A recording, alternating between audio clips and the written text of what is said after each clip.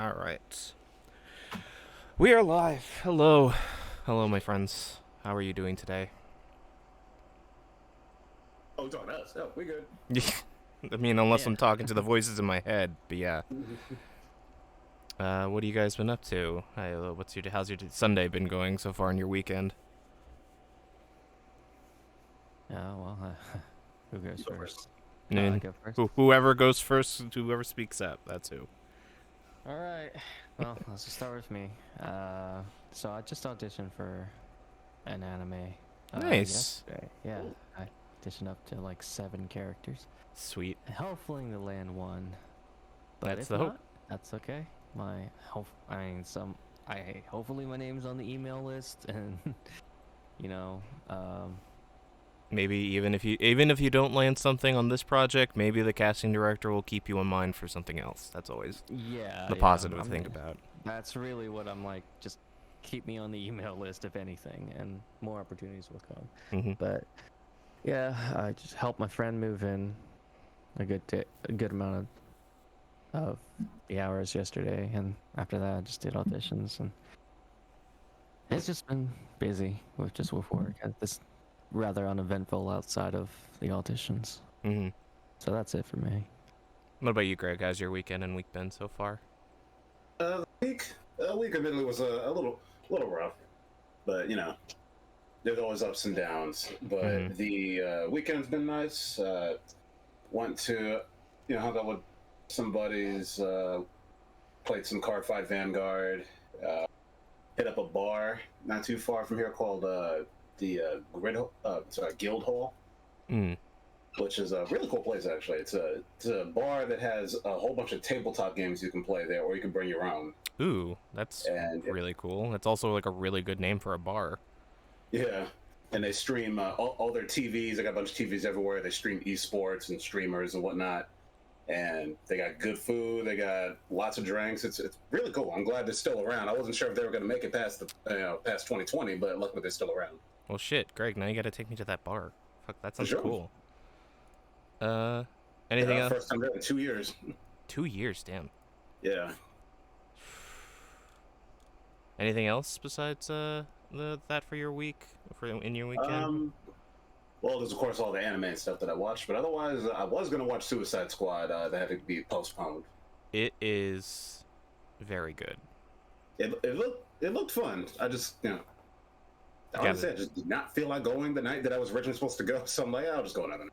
Yeah, or you can watch it on HBO Max. Either way. That too, yeah.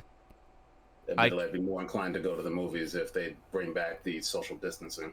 Yeah, apparently, I just read a report on the Bird Robin Hood app that says that expectations for the movie were less than great because of the Delta variant, which makes sense. Yeah. So it's probably not going to do as much in the first weekend, maybe in the second. Who knows?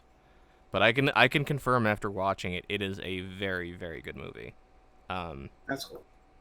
In fact, I feel like all DC movies should be like this, or at least in this vein of like wackiness and comic bookiness, because it feels more like a comic book than a comic book movie. I don't know. Anyway, it'll be something we could talk about later before we get into it. Thank you for the hydrate, Charles, and the posture check. Yeah.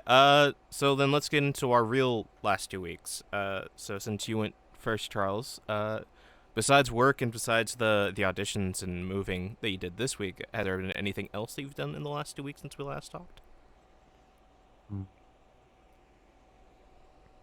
Not really. Damn. Shit. Fuck. Yeah. Both set up for nothing. Not played anything, not watched anything. Just been working? No. Damn. Yeah, just been working. Fuck. Alright. Well, shit. Greg, you're up. Okay. Well, one thing I forgot to mention earlier about the weekend, I started a project I'm working on. I'm going to be I'm doing some fan art that I was planning on selling some prints of. Ooh.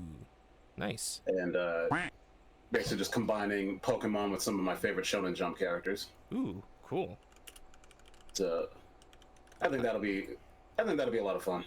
Do a barrel roll. I've actually been wanting to do this for a while, and now I finally have a reason and a deadline. So, Nice. but I'll definitely post more info on the gallery. Yeah, just let me know when that that goes live. I'd love to support you. Yeah, it's called the Queer Code Art Show. Queer Code Art Show. Let me look that up. Queer Code Art Show. Opens this. That's the last year. Show's not until it's on September 29th, and I'll get you that location as well at some point. Okay. That's cool still. But yeah, otherwise, in terms of stuff that I've watched and whatnot, I mean, I actually, it's been a while since I've been on here. I guess since the last time I was on here, I also did some illustrations for an upcoming book. Yes.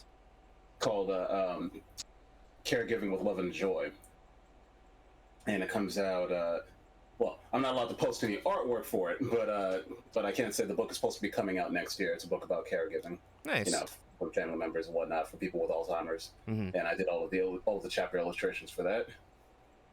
And since then, I've just pretty much been on a healthy diet of commissions and fan art. Yep.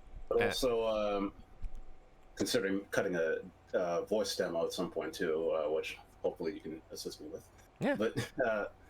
But yeah, in addition, but as for stuff that I've actually watched quite a bit. Continuing my Naruto binge. I don't remember where I was the last time I was on here, but I'm on episode 175 of Naruto Shippuden right now. Jesus Christ. And I've seen most of the movies. I think there's 2 more movies. Because you're in Shippuden in the anime before the filler that you told me about the other day. You're basically at the end of the Pain arc, right? Yep. Yeah, basically he just beat Pain with Talk-no-jutsu. Mm-hmm. Which I actually did appreciate. I thought that was actually an unexpected way to end that arc. Well, okay, I expected it because I read the manga, but it was that part of the manga. But no, that was always one of my favorite parts of the manga, only because it was just different. Mm-hmm. It wasn't what I was expecting. Wasn't just gonna beat him up and end with him beating you and then talking to you. Talk-no-jutsu is really strong in that anime, man. It is. Too strong, you might say. And he also got an appearance from one of the show's most popular characters. I think the character's name is that fucking Swing. Oh, that. I swear that Swing has more screen time than most of my favorite characters. That Swing has more screen time than Irika Sensei, and he's one of my favorite characters.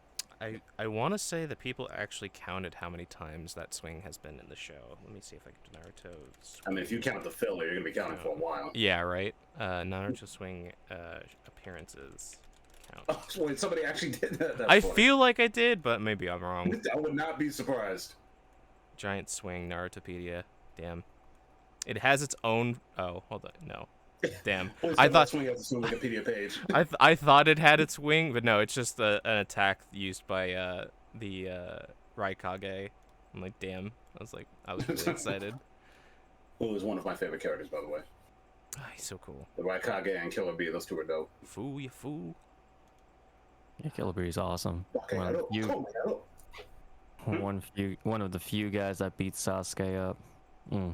That was so satisfying to watch. Not even using his full power, too. Yeah. Sasuke ain't exactly one of my favorite characters, so I was watching that. I'm like, finally, somebody humble his ass. Yeah, fucking beats him up, but also makes some bars in between. Yeah. Yes. It's funny how I like Sasuke more. It's funny how I like Sasuke more when he's mellowed out as an adult because of everything that happens in Shippuden. But I just think, maybe after the final battle of the series, Sasuke just realized, damn, Killer Bee was right. Maybe I should have just stayed a punk ass bitch and just mellow out. Yeah, exactly. I'm gonna maybe move the mic because I just realized the buttons on my Cintiq are right next to the mic. Oof. But yeah, I mean, it's like, I don't know, Sasuke. I don't hate Sasuke or anything like that, though. Sometimes he does. He's that. Yeah, maybe I'm biased. His character type is the type I don't like. Mm-hmm. The brooding, so cool character that every girl on the show is in love with, and when I see that, I just can't help but think, like, really? That's really. it's a I mean, shonen this show's trope. track record on female characters isn't exactly the best as it is, and they go and introduce another character whose only point is to have a crush on Sasuke. So I'm just kind of like, oh, for God's sake. Yeah. I mean, I know this all comes to a head eventually, but it's like, No, I mean it's still weird. I just yeah. hers makes even less sense, to be honest.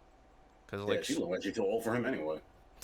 she's like only a couple years older, right? Same age. I don't know. She looks like a full grown ass adult. Sasuke's supposed to be like what, 16? Yes, because by the end of Shippuden, Naruto and everybody are like 18, because it takes over. Because I think the next arc takes over the course of a couple years, I think, or something. I don't remember.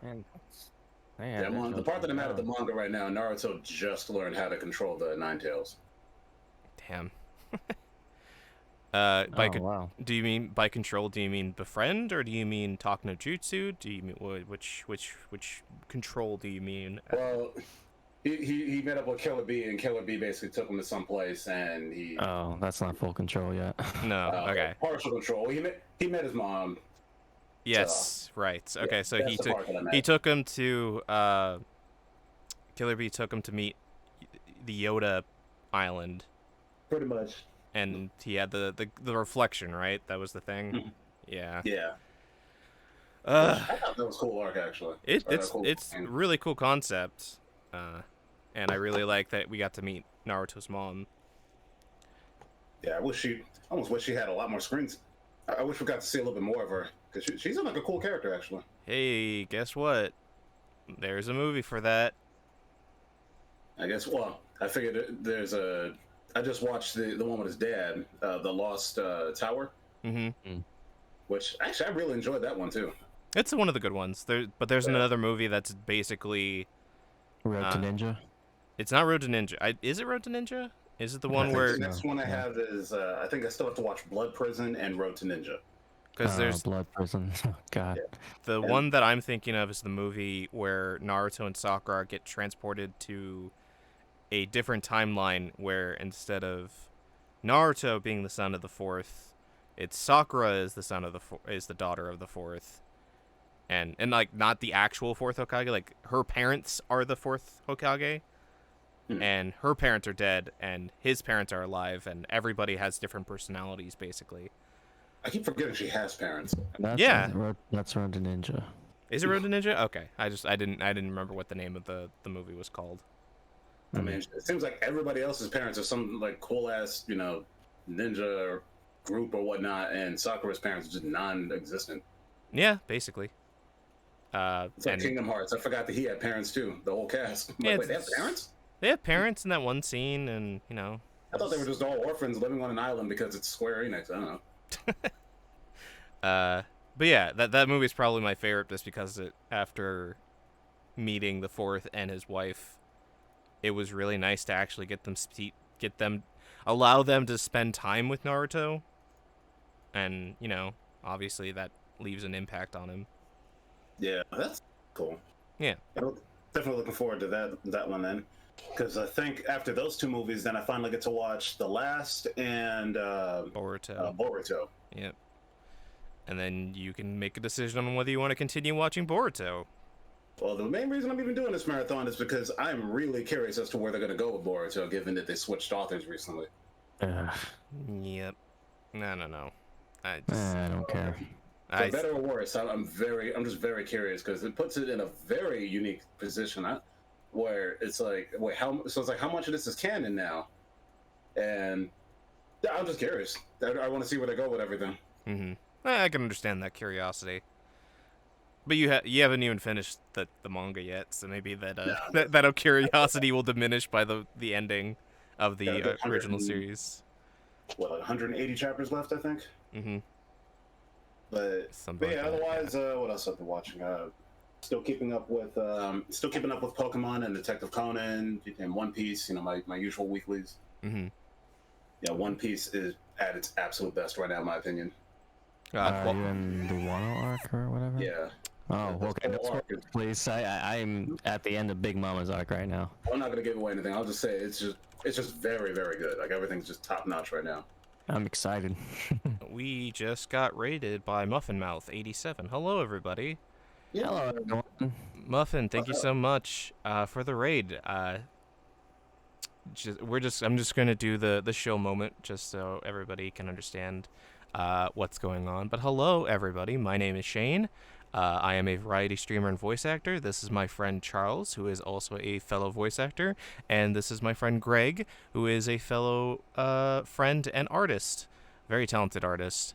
And we are currently doing in the middle of a podcast that we do every couple weeks called the Universal Blade Podcast, where we talk about our weeks, anime news, video game news, all sorts of stuff. So yeah, thank you so much, Muffin, for bringing everybody here.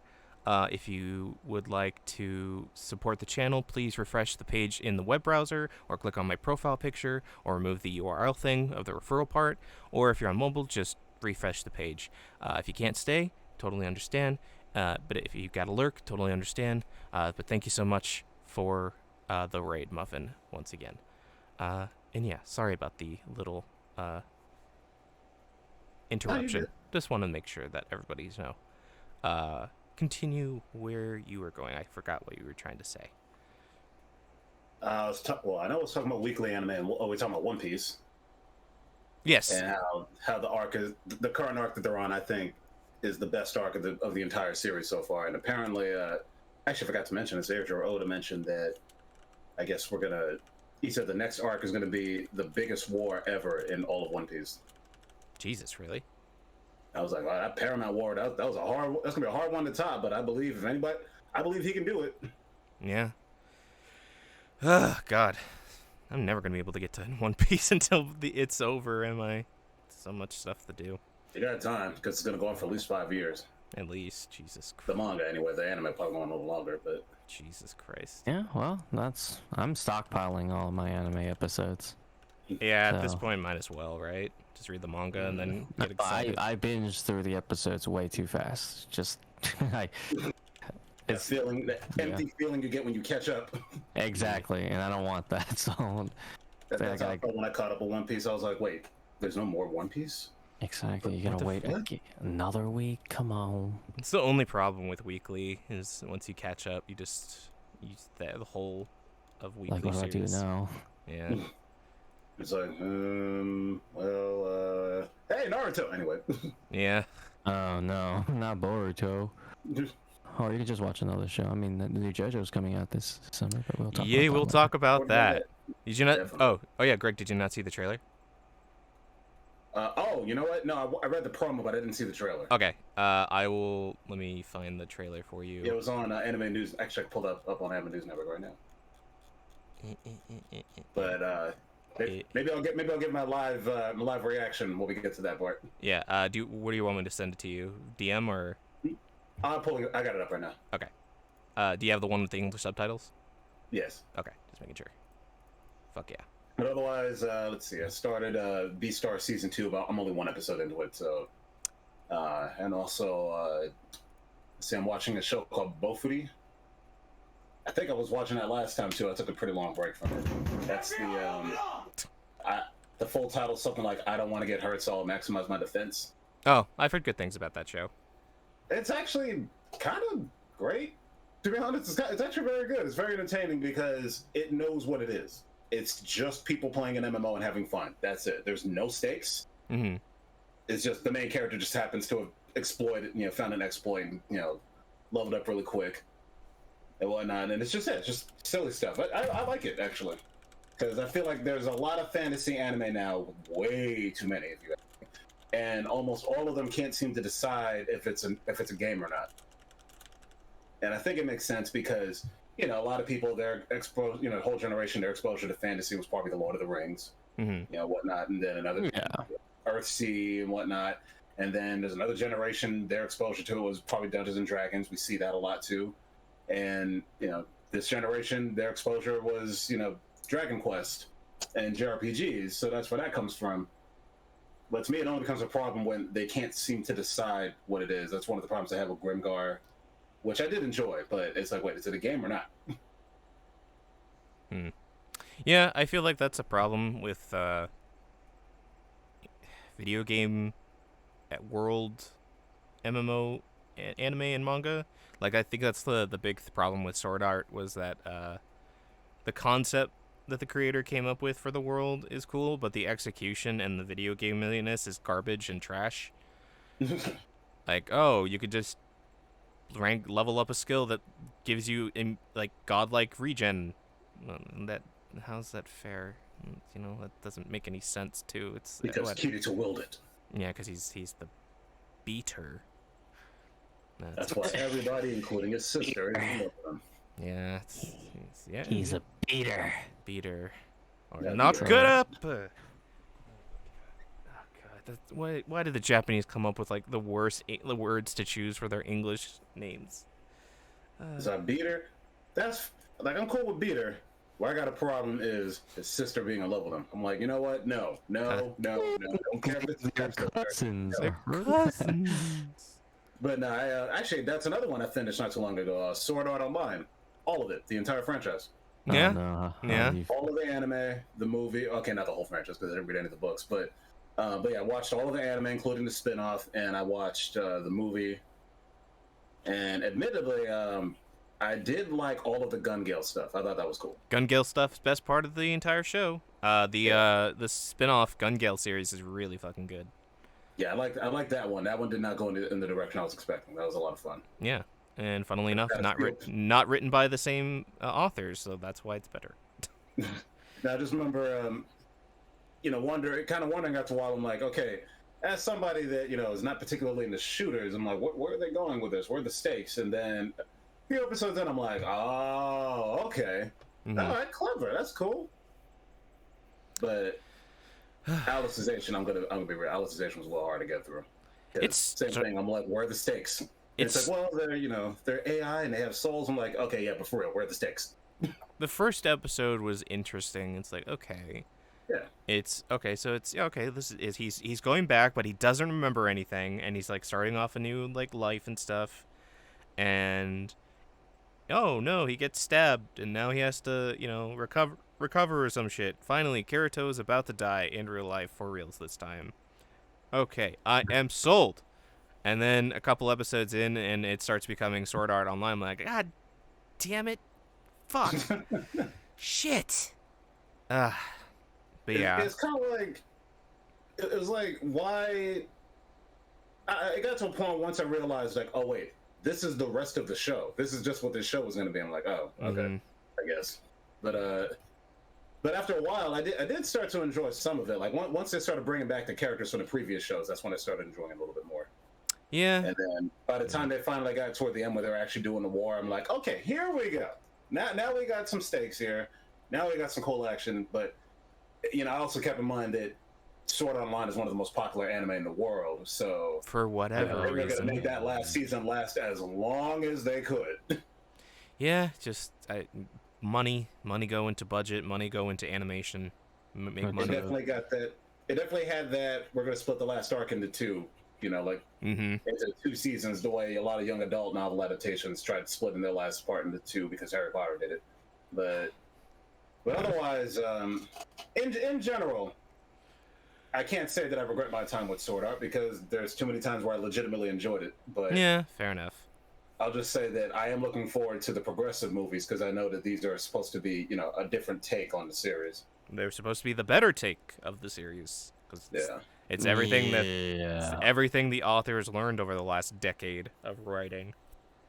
Yeah, it's been so yeah, I'm looking forward to it because I actually admire the author coming forward and taking the criticism he got to heart as opposed to him just getting mad at everybody. So Yeah, the and fact he's willing to do that, that takes some courage. And him apologizing on behalf of the voice actresses, in particular, I saw that episode. every that's single big week. of him.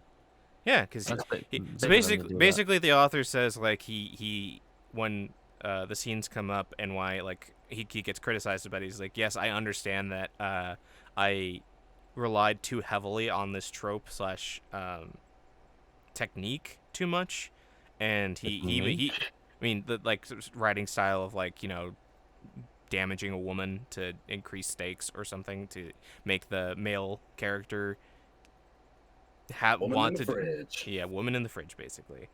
Basically, he apologized for doing that. He says that he was a terrible writer back then, and he didn't know any better. And he didn't, honestly, he said he didn't expect Sword Art to blow up. Oh He yeah, never expected nobody that. could have anticipated that. He never expected that, and he apologizes to the voice actresses who have to do those scenes every single time that they've come up. Like literally the week that the episode airs, he apologizes to them because they get harassed. And yeah, at least he has the decency to say he's learned from everything. He's become a better writer, and that's why the what was it called? Progressive or alternative? Progressive series is a basically a light reboot of the original Sword Art, told from Asuna's perspective, and it's instead of being like 10 floors per chapter, it's told as a floor by floor story. I'm sorry, but I'll be right back. I need to get some water. No worries. But yeah, I totally get it, Greg. Like, yes, it's but I enjoyed it though. I mean, but yeah, I appreciate that he's willing to take the criticism to heart, because that is a problem, and it is a cliche that's, you know, it's at a point now where it's like, if you're gonna do that, there needs to be a damn good reason, because otherwise it just comes off as exploitation. Yeah, and not do it every part. Just every. Yeah, I did like the movie too. I really like the Ordinal Scale movie. Oh yeah, that's when they were in real life, right? Yeah. Yeah. I thought that one was cool. Kirito being a little shit because he doesn't act, because he's, you know, in real life and trying to be his video game counterpart, but in the beginning he's shitty because he can't do the cool thing. Humble his ass. Yeah. Oh, Let's see, what else did I watch? Yeah, that was the big one. Finishing Sword Art. Otherwise, yeah. Still watching Ace of the Diamond, baseball anime. Still watching Bofuri, which I'm about to finish up. I finished the original Fate Stay Night series from 2006. I was going to move on to the movie for that one too. So what'd you think of the anime series, though, first? It's a little... It's definitely a product of its time. Like, it definitely comes off as very mid-2000s, you know. It's a harem anime. You know, there's some problematic dialogue from the main character. Like, there's times where he says stuff and I was waiting for a punchline and I was like, oh wait, he's serious? We're really okay. Yep. But otherwise, honestly, the show itself though, I enjoyed it. Yeah. I mean, I'm on a anime group called anime Facebook group, and I basically asked the people in the group, I was like, so is Fate Stay Night basically just human Pokemon? Because I'm cool with that if it is. And a lot of people enjoyed that comparison. One or two did not, but yeah, pretty much what it came down to. Because I mean, some people say it's more like Zatch I'm like, yeah, but Zatch is just Pokemon with demons. Yeah, but you can't have more than one Zatch Bell, though. Yeah, or Digimon. I was like, yeah, but Digimon's just Pokemon in a computer. And then it's also been compared to some other stuff. But yeah, I definitely get the sense that it's like you just have the one instead of collecting. Mm-hmm.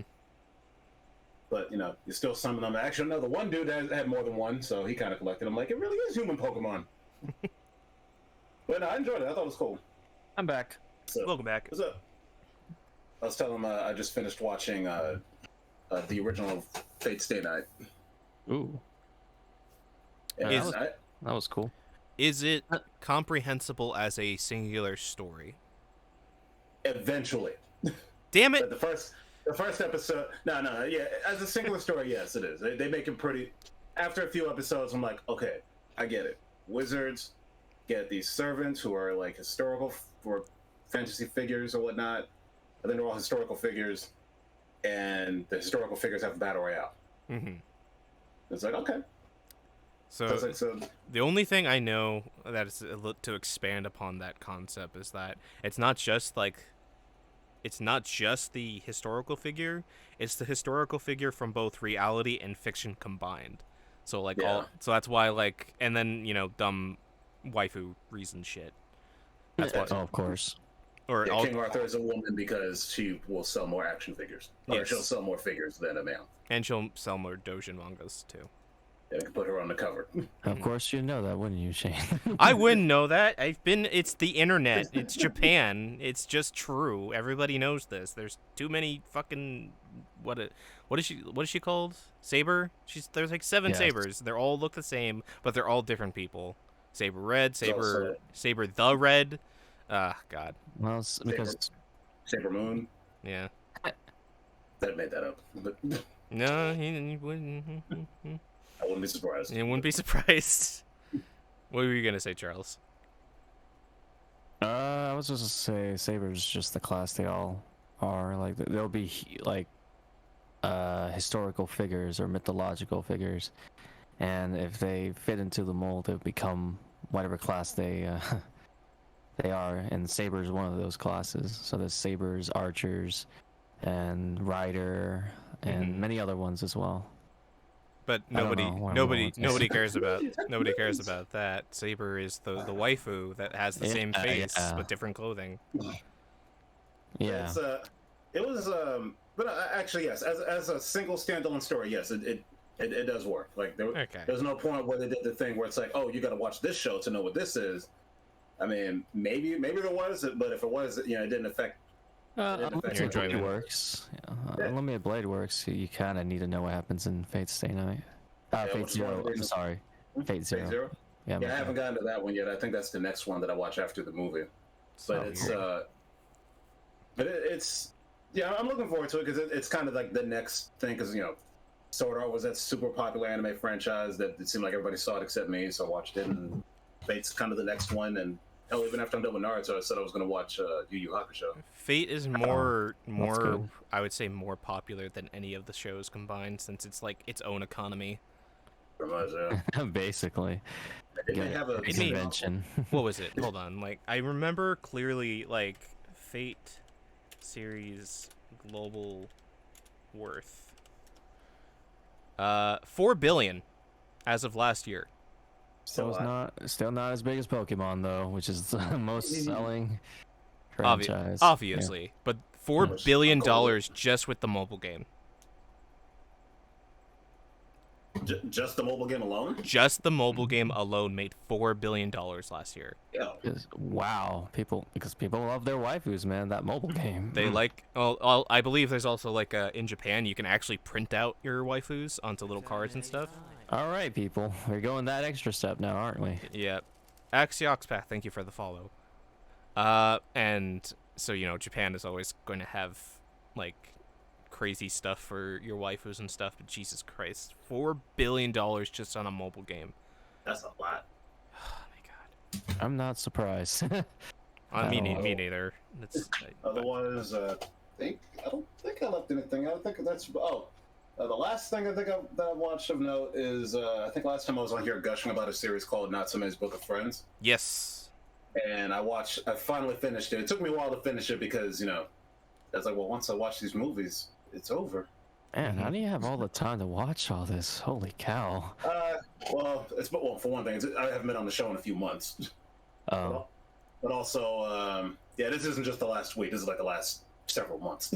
Yeah. oh, okay. I was like, man, you watched. No. I didn't watch all this in a week. I don't have that kind of time, no.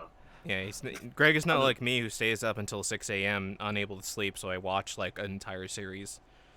Mm, yeah. Yeah, Natsume's Book of Friends. I just finished the most recent movie, which is actually 2 episodes combined, and I cannot gush about that show enough. It's one of those shows where I can't promise everybody will like it because it's not. It's kind of I don't want to say it's slow. It's episodic, so every episode something happens. Mm-hmm. But it's very character driven show, which I really like. Those are You see the always character good develop. shows. You see not just the main character, but the people around him develop as he changes. It changes the way he interacts with them, and then they change as a result. Mm-hmm. And all because he embraces his ability to see ayakashi or yokai. Mm-hmm. And the movie itself was actually written by. It wasn't written by the author, I think, but I think the author supervised it. Oh, interesting. And it works really well as a movie. It basically feels like an extended episode, and then the next 2 were basically just like 2 episodes back to back. Hmm. But if you have not seen Natsume's Book of Friends, I do highly recommend it. I think it's a very underrated show, at least in the U.S. Yeah, And I hope it gets more attention. my friend Brian, who's another voice actor who I'm going to be moderating in it later tonight. That's all. That's his favorite anime of all time. So It's pretty high up there for me right now. Can you say the show, name of the show again so everyone would know? Oh, And yes, it's called. let's put it out in the chat too. It is called Natsume's Book of Friends. It's also known as Natsume Eugene Show. That's how it's listed on Crunchyroll. Okay, And there we go, guys. So yeah, I would highly recommend that show. Really? Can you give us like a quick synopsis of what it? Is this just a book of friends? Like yes. you said, it's episodic. So the show. Give us a quick synopsis, please. Thank you. I appreciate it. So the show is about a guy named. His family name is Natsume. His grandmother had the ability to see yokai, and she would challenge them, and she would challenge them into fights. But she was very strong, and powerful, so she'd always win. And she'd make them write their name down, and she collected all these names into a book. And as long as she has their names in this book, she can control all these yokai whenever she wants to. Wow. But she usually doesn't, because she just did it because she couldn't. She gave up on interacting with humans because nobody believed anything she ever said. So now he's got this ability now, and he winds up inheriting that book. He never met his grandmother, but he wound up inheriting that book from her. And he's always had the ability to see yokai, and it pretty much ruined his life because nobody believes him. And once and when the show begins, he basically becomes not friends, so to speak, but partners with a yokai a big cat yokai who disguises himself as a lucky cat, like a little fat lucky cat. And basically, he vows to be his bodyguard if he gives him the Book of Friends if he dies. Pretty much, the big cat guy. He says he'll guard the main character, until he dies of a natural death, I guess, and then the guy agrees to give him the Book of Friends. But what the series is really about is him embracing this ability instead of running from it, and interacting with yokai and even helping a lot of them. And he winds up making lots of yokai friends over the course of the show. And as he embraces this and becomes more comfortable with it, he winds up opening up more to his to humans as well. And the next thing he knows, now he's got a group of human friends, and he's got foster parents take care of him, because that's another story point too. Is he lives with foster parents because his parents have been dead since he was a kid, and bounced home to foster home. But I'm sorry if that was not exactly a quick synopsis, but that's the basic premise of the show. Is he's got this book that can control all these yokai, which means that a lot of them go after him, but another yokai protects him, and it's just about him learning more about this power that he has. Okay, cool.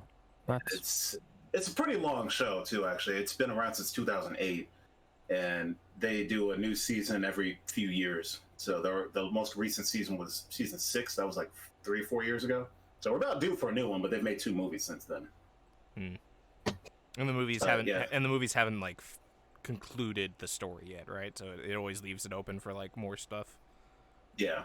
Like there are developments, like there's continuity, but but something happens in every episode. Gotcha. All right, and that is Natsume Eugene Cho, or Natsume's Book of Friends. Please go and check it out. It's both highly recommended by Greg and my friend Brian. Yes, very, very good series. Yep. All right. Thank you. Anything else that you want to talk about before we switch over to my couple weeks? I think that's about it. Okay. So my couple weeks have been interesting. I recently started getting back into video editing thanks to my friend Will, our mutual friend Will. So I've been working on editing a Twitch channel thing. I'm going to probably still be working on it because I want to take in the feedback that I got from Charles and Chris. So that should be coming out either next week or the week after, depending on how long I decide to work on this. Besides that, I've been playing Pokemon Unite in my free time and getting frustrated when I lose because ranked players are either really good and will do everything, or I will just get the worst, absolutely nobody knows what they're doing players, and I lose. Welcome to mobile games. I hate it, but I keep playing it because I want the the rewards at the end of the season to be like 20,000 or 50,000 tickets, so I can just buy all the outfits and clothing and items and stuff. Mm-hmm. There's no real good clothing options in this game yet. It's really there's like there's one thing that I want to get from the gacha, which is this cool jacket that reminds me of the jacket that Nero is wearing in Devil May Cry 5. It blue with like a blue flame at the lip at the bottom of his jacket. It looks really cool, but it's like nice. but it's only in the gacha, and guess what? It's like the rarest. It's like one of the hardest things to get, like 5% or something. I'm just saying, take the lesson you learned from Odd Taxi to heart. Yeah, just don't. I'm not gonna be rolling for any dodos that are 1% drops. Although I did get the rarest item in the gacha within like 20 rolls, which is the nice. the That's skin. how they get you. I know, right? Which is the skin for Talonbird or Talonflame or whatever, the bird Pokemon that flies around and stuff. Yeah, I got the skin for that, which is the only skin for it, which is fucking weird because I nerfed the hell out of Talonflame in Sword and Shield. Sorry, go ahead. They buffed and nerfed a lot of Pokemon in the last update. Like Cinderace got extremely debuffed because he was just too strong. Cinderace has is a ranged Pokemon, so if you're just in his circle, you basically can die. You melt, and it's ridiculous. So they nerfed him a bit. They buffed like Wigglytuff, so she does more damage. Eldegoss, the only healer in the entire game, got nerfed a bit and light buffed. Like their healing got nerfed, and their only healer. The only healer. I'm not joking. The only healer that's out right now that actively has heals. What about Zero Aura? Because I heard Zero Aura was pretty broken. Which one is that one? Zero Aura, the electric cat. Oh yeah, that one's bullshit. I hate that one because he basically has a blink attack that basically just makes him invincible, but also does a shit ton of damage. And I think it has I think it's like Gengar, which if with Gengar is broken in that if you use Sledge Bomb and Hex. Sledge Bomb while on an enemy Pokemon just decreases your cooldown for Hex to 1 second, so you can just spam it. So basically, if you poison somebody and you keep spamming Hex, you just melt them and kill them, and because by the time Sledge Bomb cooldown is off, you just do it again and just repeat and melt them. I've killed like 5 Pokemon in a row doing that. There are some people who've gotten Charlie or Moist Critical. He got 49 kills in a ranked game that he streamed that I saw just doing that over and over again, and he didn't die on 1 life. The game is broken, and I've talked about my issues with it. How it's very its whole system is very just broken, and it's definitely pay to win to a certain degree. With its items that give you stat buffs, its Pokemon that are obviously more expensive in the in-game currency are clearly the most powerful, and therefore the best Pokemon to use. So if you wanted to just spot pent like $60 to $120, you can just get the best Pokemon in the game. Come on, it's really bad. It's really fun as a game. It's really easy to get into, but clearly as a multiplayer experience aimed at kids, it is clearly aimed at adults with money to pay, and it can be dangerous. So yeah, I've been playing that in my free time. I'm playing that with Brian when he streams too, just for fun. Other than that, I've been playing on stream. I've been playing Digimon Story Cyber Sleuth, which is I've seen you playing that. Yeah, it's Digimon with it's a typical Digimon game that has darker tones to it. The concept of people convincing people to join this network called Eden. But basically, the way they convince you to join the net, or they don't convince you to join it. They convince you to log into it and stay in this house for a month for free, and you get paid a bunch of money. And the problem is that if you do that, it's implied that people will steal your body and sell your organs, and because your mental data is locked into the Eden server, you're just stuck there, and you can never log out. Sounds fun. Yeah, there's some really fucked up shit in this game, as most Digimon games have some dark moments in them, as they always do, because fuck it, why not? I mean, they can do a lot of things that Pokemon can, and they take advantage of it, which is smart. There's also, what was it? Ghosts? Cyber ghosts and shit. It's weird. It feels very... It's very Japanese, which is obvious, but I don't know. The character designs are pretty great. I love the art. I love the character art in that game. All the ladies are good stuff. The boys, anime boys. Isn't the art from like Devil Survivor or whatever? I believe it is, yes. Right. I believe so. Looks like it. That's why the cover art has that similar kind of look to it, come to the Devil art. So that's fun. I remember looking at it, and I remember when that game was announced, so I was like, okay, I have one question. Can I play as the following Digimon at my list? And the answer was yes. Mm-hmm. Like, can I be Elecmon? Good. It's like, can I be Ikakumon? Good. Can I be Leomon? Bonus point. It's like, can I be Leomon? That's to make a break, and the answer was yes. Can you play as the coolest Leomon, though? Yes. Good. Do you have also, I did not know that Elecmon evolved into Leomon. I thought that was hilarious, because Elecmon was always my second favorite Digimon. Yeah, there's some weird evolutions in this game that whatever. It's what they had the limitations of, to only having a certain amount of Digimon. You want to get the cool ones. Yeah. Also, Gargamon is another one of my favorites. So I was glad to see that one's in there too. Oh God, I feel really bad every time I have to fight Leomon though. Like, I kill him. Yeah. Hey, he's still alive in the new series, and it's almost. How? I don't know. I think they literally decided to not kill him this time. But I dropped off a while ago, but you never know. The Great Calamity might just fucking kill him. Maybe I'll catch up, because I at some point said, like, you know what, I'll get back into this show if by a certain number of episodes Leomon is still around, because Leomon has been my favorite Digimon since the first series, and it's unfortunately the writer's favorite Digimon to kill. Which apparently wasn't really, like, true. It just happened to happen that way, and then it became a thing. They just thought it was funny. They just thought it was funny. Hey, guys, let's just kill Leomon. It is like a narrative purpose. Kill Leomon. He sacrifices himself. Wait. Many times. Didn't we sacrifices himself? And then he sacrifices himself. And then he sacrifices. And then he doesn't sacrifice himself, but stupid Mankomon, whatever his name is, kills him anyway. I'm like, you bitch. Yeah. And then they realized, I think by the third time is when they found out, they're like, hey, this is like a thing. Maybe we shouldn't stop. And then it was when Try came out, right? Yeah. Because this one Try, that was when everybody was just fed up, because everybody was so happy that they brought Leomon back. Because Leomon doesn't, as far as I remember, Leomon doesn't make a single appearance in Digimon 02.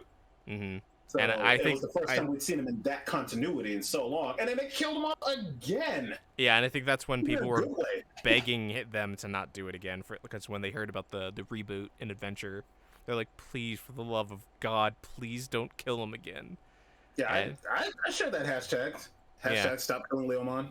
Yeah, and it seems like they might keep their word, but you never know. We're in the end game right now. It's like, I think the last 5 to 6 episodes, there is very much a chance. Well, they also said that Last Evolution Kizuna was the last adventure for Taichi and Agumon, and then a month later they announced the reboot of the show. So we'll see. Technically, it's the last adventure, since it's just a reboot. But yeah, not if Zero Contending is canon. Unless the Agumon that he had was a different Agumon, because it was confirmed that the Agumon from the first movie wasn't the same one. What the hell? Yeah, there's weird shit going on in this series. There's the first 10 episodes implied that the first movie happened in this reboot, but it's the same Agumon in this case. I don't know. It's weird. Digimon, it's fine. The problem is with this one is that it has a lot of filler stuff before it gets into the main story bits. And I get it, the filler stuff is to it's basically the training stuff to get them stronger and, power friendship and shit. But but the animation like increases and decreases at random points, and That's typical I'm for really, anime. yeah, but it gets My real biggest bad. issue was the lack of character development.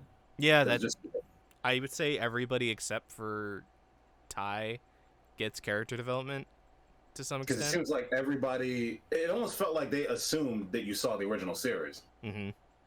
which it's like, well, then what's the point of calling this a reboot? Yeah, I mean Mimi, Joe, I don't remember what his name is, but Matt, TK, Yamato.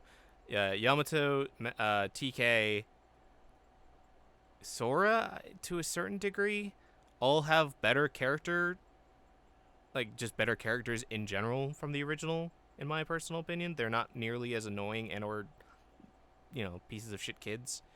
Like in Mimi case, Right. which she's like Mimi is still like a princess they're and she's all- like entitled, but she at least like is not overtly and learns to be a better person over the course of the show. I mean, they're just like 10-year-olds.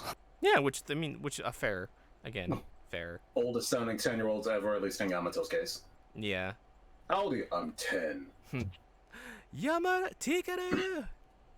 Yeah, it's A funny. year ago, I was 9. It's so stupid. It's But yeah, anime. it's anime. It's was Digimon. It's fine. It's I just want to see where it goes and see how it ends because I watched. Yeah, I'll check it out again at some point. Because I remember I think I put that and Yashahime at the same time. Which it got its second season announced. So I may catch up on that too. Also, I apologize. I forgot to look at all of the news articles we're talking about. Are we going to talk about what the writer of Digimon Tamer said recently? Yeah, if you want, because I remember hearing about that. Please add it in if you want to talk about it. Yeah. Like I said, anything you want to add to the docket when you're on, you can totally add. But I've also read a little bit about what he said, but it's also, was it recently or was it from the interview from like 2002? There's something about a play that he wrote for the anniversary. Yeah, something weird. Anyway, yeah. Like a stage show, and the villain is cancel culture. What? Yeah. What's that all about? Yeah. Apparently To the document. we'll get to it, but apparently he's into some right wing shit, which is not great. Oh, Yeah. oh, okay. Well, damn. So I've been watching Digimon, been watching To Your Eternity. Good show. Oh yeah, that was really good. Fucking sad as fuck. Slime Isekai is pretty good. Finally getting Reincarnated to the slime, you mean? time I like that got one? reincarnated as slime, yeah. Yeah. That's going on right now? Yeah, the second half of season 2 is going on right now. Oh, okay. Been watching Miss Kobayashi's Dragon Maid. I will say this again. Kyo Annie coming after the tragedy of 2 years ago, still fucking nailing art. Just in general, anime, and I don't give a shit what people say. Let the giant, tittied, short stacked dragon be. Just leave her alone. She it's fire sack. If she was. They do. Sorry? So because you know how the dragons are just actually dragons and they take human forms, and which is basically Toru explains that basically when they choose a human form, it's compressing all their power into this human form, and so that's why all dragons have giant titties, is because of their power has to be stored somewhere. Nice. So Toru's like, yeah, this new girl, she's barely able to contain it. Like if she was to go push her power even farther, her titties would be even bigger, and haha, yeah. Go around log on to titties. Yeah, kind of. But like people were upset about like the first episode, like, oh, this is not my like sweet like slice of life anime. It's like, bruh, this has always had like lewd like ichi moments. Did you forget that there's a dragon called Lukoa who just is known for her giant titties? Like, Nice. It's whatever. The show is great. It's I love it. It's the first episode starts off with a giant anime fight that is over like movie quality animation. It's great. I love it. Please, if you watch season 1 of Kobayashi's Dragon Maid, watch it. The season 2. It's great. It's still good. I've been watching Peach Boy Riverside, which I mentioned in the last podcast, which is a weird anime that is apparently being told out of order, Greg. The first The first episode is technically the second episode chronologically, and the first episode chronologically is like the 7th episode aired. So they're pulling a Haruhi. Kinda, but for no reason. Like the director says, yeah, well, yeah. Actually, well, to be honest, I actually do think Haruhi was better with the broadcast order, where everything was out of order. I actually thought it was better, but yeah, same. But this is just told out of order for no reason. Things like the first 4 episodes, things are just escalating for no reason with no context. Characters are being introduced that are like should have been introduced like episode 2 chronologically or like later, and it's just a mess. But it's really interesting. It's also by the same author as Dragon Maid, so I'm really curious about that. There's a character that is just a rabbit girl that is really cool. For no spoilers, but she turns into a really cool thing in the last 2 episodes ago, and was worth it. But it's just really weird telling a story like this out of order and for no real reason other than saying like, oh, then you can go back and watch it in chronological order. It's like, no, why didn't you just put it in chronological order? Because it's artistic, Shane. It's artistic. It smells like bullshit. You're like Haruhi, but like, oh, guess you want to watch it in chronological order? Guess I'll have to buy the DVDs. Yeah. Fuck. It sucks. No, don't download it. No. Yeah, that's basically the 2000s in a nutshell. Yeah, but I mean, it's interesting to a certain degree. I'm curious to see where it's going, so that's why I'm watching it. But what I'm really, really curious about was the show, the Ida-10 Deities Know Only Peace, which apparently is, again, let me just double check this. The Ida-10 Deities Only Peace manga. I believe is also written by the Kobe. Oh, it's illustrated and written by the same author as Kobayashi's Dragon Maid. Again, cool. Very, very dark anime for reasons I've explained before. The first episode ends with like a really sudden implied scene. Other than that, though, after the first couple of episodes watched, I decided to read the manga, and boy, does it get much darker. And it's just really good. Really well animated because it's MAPPA. Just gorgeous like art. Really cool color palette. It's not just the normal, anime colored skin. They actually do like the JoJo thing where they desaturate it or like change the saturation to a different color palette. Yeah, it's really cool. I love that. Give it a look. Just know that the ending of the first episode is a bit fucked. It just be prepared. This show deals with some fucked up shit. But the first episode ends really fucking dark, and I'm just gonna say it just so everybody knows. It does have a implied rape scene at the end as the ending, but it does serve a point in the narrative. It does. It is not just for nothing. There is a reason. So yeah, please, but it is very good. The fights are really well good, and the concept is really interesting. Basically, it's basic summary is 800 years ago, the world was filled with demons that would constantly cause like giant, massive demons, like kaiju size, that were constantly eating people and destroying. And the people prayed for gods to come and save them, and gods did show up. These warrior gods called Ida-10, who defeated the demons and sealed them away. And one of the remaining Ida-10 survivors who didn't get sealed away spends the next 800 years preparing herself and looking over the seal and training other Ida-10s that just happen to show up, so that for when the day comes, they will fight the demons.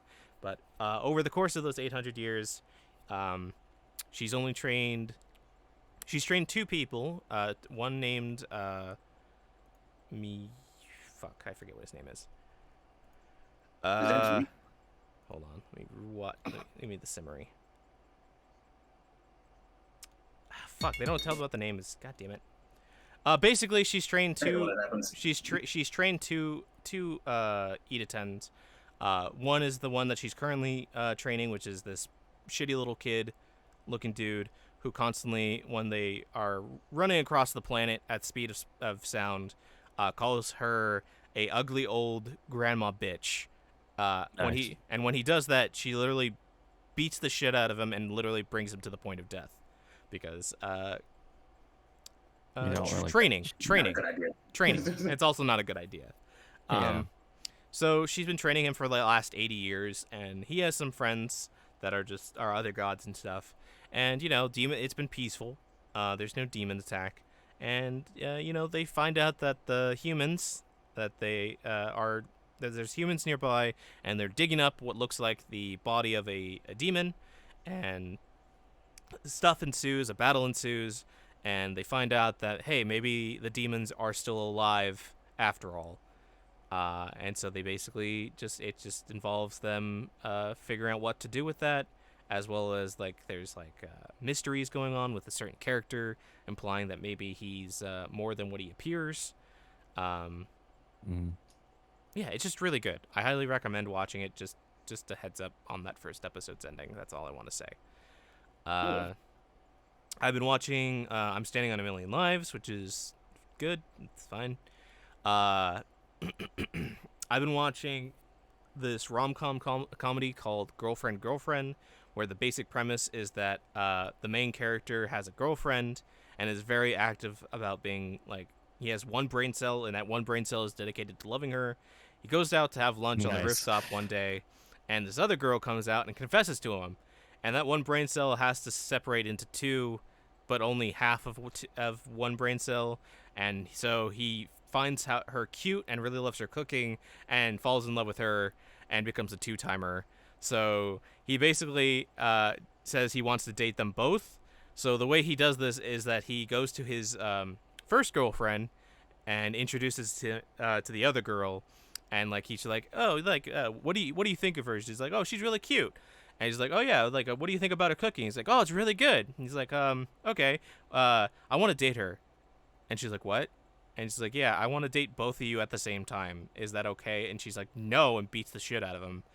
And then he manages to have 100 plus in charisma, and manages to convince her that he'll date both of them and make them happy. But clearly, and it's fun, hijinks ensue and stuff, but clearly that wouldn't be the end of it, because of course there's going to be more girls. There's a third girl, there's a fourth girl in the title, so it's just dumb. It's just really funny seeing this this over the top energetic dude who knows he's a two-timer and a kind of a piece of shit just be funny. I don't know, it's funny. If you just like dumb rom-com hijinks, this is a good one. It sounds like I hear this and it's like, so what's this I hear about Japan having a low birth rate? Yeah, right. but I mean, it sounds like a typical rom-com. Yeah, That's cool. It's just very funny because he's just so he would just start yelling at the top of his lungs in public that he's a two-timer, or that he's one instance in the last episode is he's trying to stop the third girl from he's just trying to stop her, so he physically grabs her, and she's like, what are you doing? So let go of me. And he's like, no, I will not let you go. And so she does the thing, I'm being raped, I'm being attacked, I'm being groped, and in the middle of public, and everybody's looking at him, and she's like, yeah, see that? You're going to be ostracized by the entire community. And what does he do? He lets go a little bit, and then he grabs her tighter. He's like, no, I don't care. I'm going to stop you. I don't care if I become I'm a two-timer piece of shit. It's very loudly. It's very funny. Check it out if you like rom-coms that are just kind of more calm than rom. I've been watching that. I've been watching Dragon Quest: The Adventure of Dai. Boy, the Hadler fight that's going on right now. Oof. With the sword. At this point, I'm like, how could they keep the characters keep powering up, and I think it's pretty cool how they do it. How it's sort of like in the game where the more they power up, the more their appearance changes. Mm-hmm. With Hadler, just literally. games anyway. Yeah, with Hadler literally just throwing his body away to become even stronger.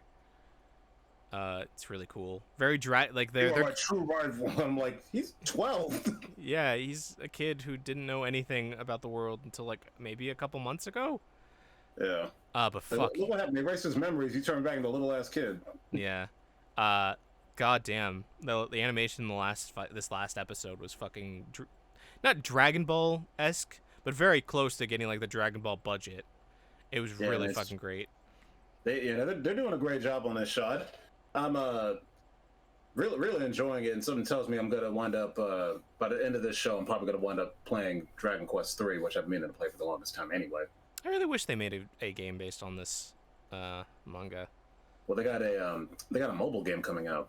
I think I don't know what. Yeah, but I don't know if it's gonna be a gacha game or what. I thought it was gonna be a console game when they first announced it. They said there was a console game in development, but I don't know what's going on with that. Yeah, they haven't really said much on it. Yeah. Or lately, anyway. Still good. I'm very excited to see where this goes. It's so good. It's Saturday morning shonen, but it's really good and well animated, and I like the characters. And I know that, it knows what it is, but it's also like a precursor to what it was, to everything that came before it or after it. So I get that like some people may just be off-putted by that, but it's still really good shonen. So yeah, that's Dragon Quest. I've also been watching. So can you give me 1 second? Just gotta step away from it. Yeah, no problem. Okay.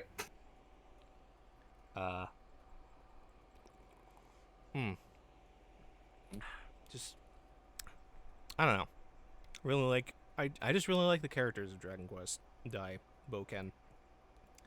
Just something about it.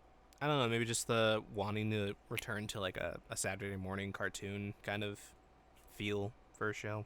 I don't know. Definitely feels like that. Yeah. And if you're not, I feel like, I don't know, have you kept up with it, Charles, after you started watching it? I assume no. Still, again, I was really busy. Yeah, no problem. We'll I go gotta back. say that. Yeah. You hear this, Greg? Yeah, I can hear you. Okay, just making sure. Yeah, so I get it. I totally understand where you were coming from, where it's like it seemed pretty in the beginning. In your case, Charles, you know. I think it's okay. It picks up. It's nothing new to me. It's nothing. Yeah. New to me. It's nothing new, but it's I guess it's just like a kind of bit of a nostalgia, without obviously not knowing the material, but just the sense of nostalgia you feel. Like it's based on a manga from the 90s, and it shows, but in a good way. Yeah, it was the direct competitor with Dragon Ball at the time, and is like one of the Shonen Jump's like best-selling manga of all time, which I still find pretty high up there. Actually, I find it crazy. Yeah. Yeah. Keeping in mind, it has never been released in the U.S. Yep. Just nuts. I mean, we might get it now. Yeah, maybe. I would like it. I would like to have the manga. I know the art style is a little bit different than the anime, because I think Dai looks a little bit more childish and younger, and like the anime, like the art style, shonen art style of the 80s and 90s at the time. Yeah, he had to match the. He was probably a little short, a little, kind of cheapy, because they wanted him to match the art style that they were using in the games at the time. Because in the games they'd make the characters look like that because they were going to be 8-bit sprites. Mm-hmm. And then over time, as they got more. The characters got more elaborate as graphics got more, as they were to improve graphics more and more, and to the point where now Toriyama's mentioned I can pretty much have them wear whatever they want. Yeah, because they can render it. And now he looks like a Goku, but not too much like a Goku. He actually has like a definitive kind of look to himself. It's fine. Yeah. But so yeah. Can I mention another show that I completely forgot to mention? Yeah, sure. Go ahead. Go for it. So there's another show I've been watching for the last couple of months called Beast Player Aaron. I think I mentioned it last time. Beast. And I'm almost done with it. I think I have like maybe less than 20 episodes left. It's a 50 episode series. It's pretty obscure actually. It came out in 2008. Good year for anime apparently. I think it was 2008, 2010, somewhere around there. It's basically about a girl named Aaron. And in this world, there's two warring kingdoms, and the kingdom it's winning right now. Pretty much, they use what they call Toda, these like big lizard-like creatures. Mm-hmm.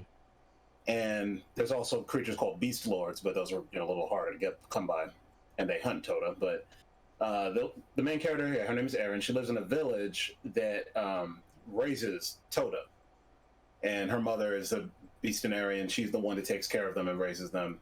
And it initially starts off with her just learning how to take care of them, but it becomes much, much more involved.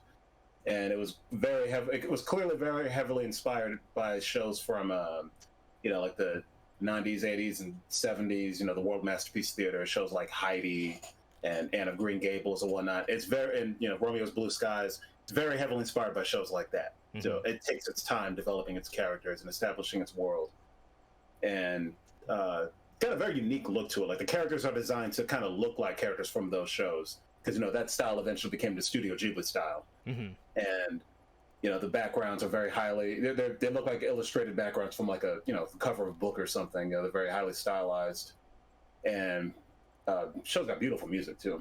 But so far it's been a great show, and I'm kind of surprised it didn't get more attention. I think if it had been released now, it probably would have gotten more attention. But when it came out, streaming was still kind of in its infancy. Yeah. And unfortunately, it has since been pulled from Crunchyroll because they let the license lapse. Mm-hmm. So we'll have to find it by alternative means. But maybe go on guilty about that, because they weren't going to get any money from you anyway, because they're not streaming it or selling it on video. Sailing on the high seas, you might have to. Yeah, I can't remember the name of the author. I'd have to look it up right now. But it's based on a book from the same author who wrote a series called Moribito. Mm-hmm. Which is a popular anime series by Sunrise, or by Production IG. Also, Production IG did this one too. Oh, so it'll look pretty at the very least. Yeah, it looks a lot different from Moribito, but when you look at the story, you can definitely see similarities. But it's Nahoko Uehashi. That's the name of the author, and the series is called Beast Player Aaron. But very, very good series. And also, they're adapting another one of her books into a movie called The Deer King. Are they vaccinated? That movie comes out later this year in Japan, and hopefully we'll be getting that hopefully G-Kid's already licensed that movie. Hopefully we'll be getting that soon. But anyway, yeah. Okay. It's a 50-episode series. Highly recommended. Okay. Everything okay there, Shane? Yeah, just my dad telling me that he's having people over Saturday. Oh, okay. So I'm just making sure that they were vaccinated and stuff. So yeah, sorry about that. Let me just close my door real quick then. No, that's a very valid question these days. Because if the answer is no, the next question should be why.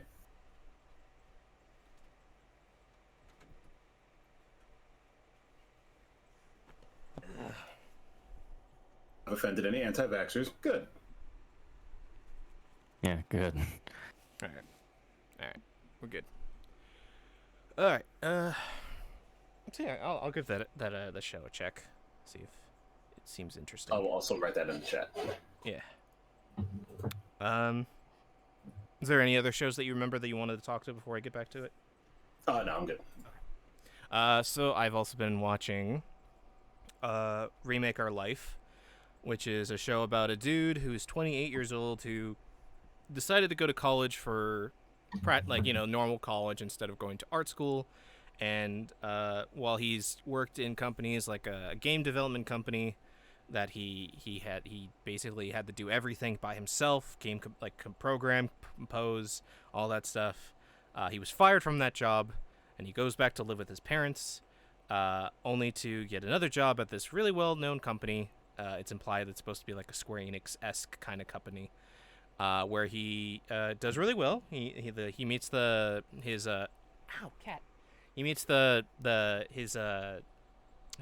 manager on a bridge, and she basically gives him a job. And it seems like they're also working with this legendary group of developers and artists called the Platinum Generation that were supposed to work on this game. It's I don't know, they're just called that for whatever reason. And so he's working on it. He's got a team. There's got a team, and then 6 months go by, and they're all let go. So he's fired again, and he goes back home to live with his parents again. And he just wishes that if he could travel back in time, that he could just go and change things up. And guess what? He falls asleep. He wakes up. It's 10 years in the past. literally to the day when he had to make a choice between going to practical college or to the arts. And you know what? He decides to go to the arts college, like every practical Japanese man does when he goes to college, and basically gets to start over his life, doing the thing that he thinks is clearly the right choice for his life, where things went wrong. And Cat, okay. Hold on one sec, guys. To be honest, it's kind of sad how many anime have a premise like that if people wanted to redo their lives.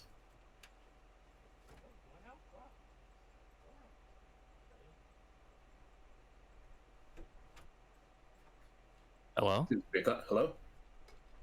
Hey. Did we lose Shane? Yeah. I think we did. What's that? Stream Or die? at least you get assaulted by your cat?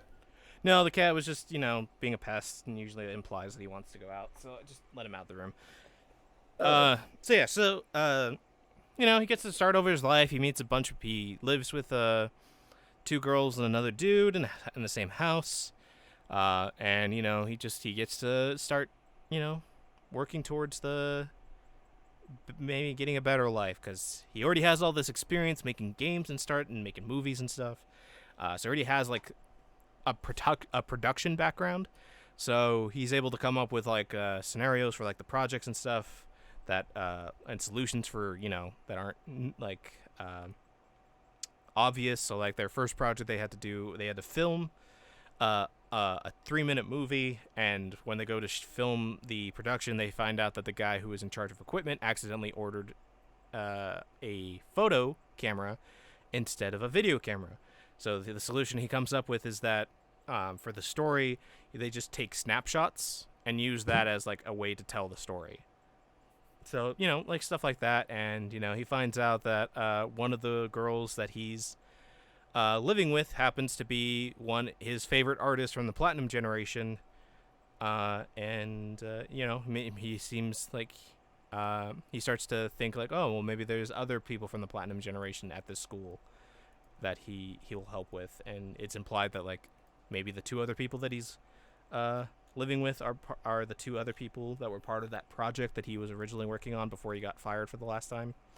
And it's also cool that takes place in a college setting, which is unusual for anime in my understanding of the genre.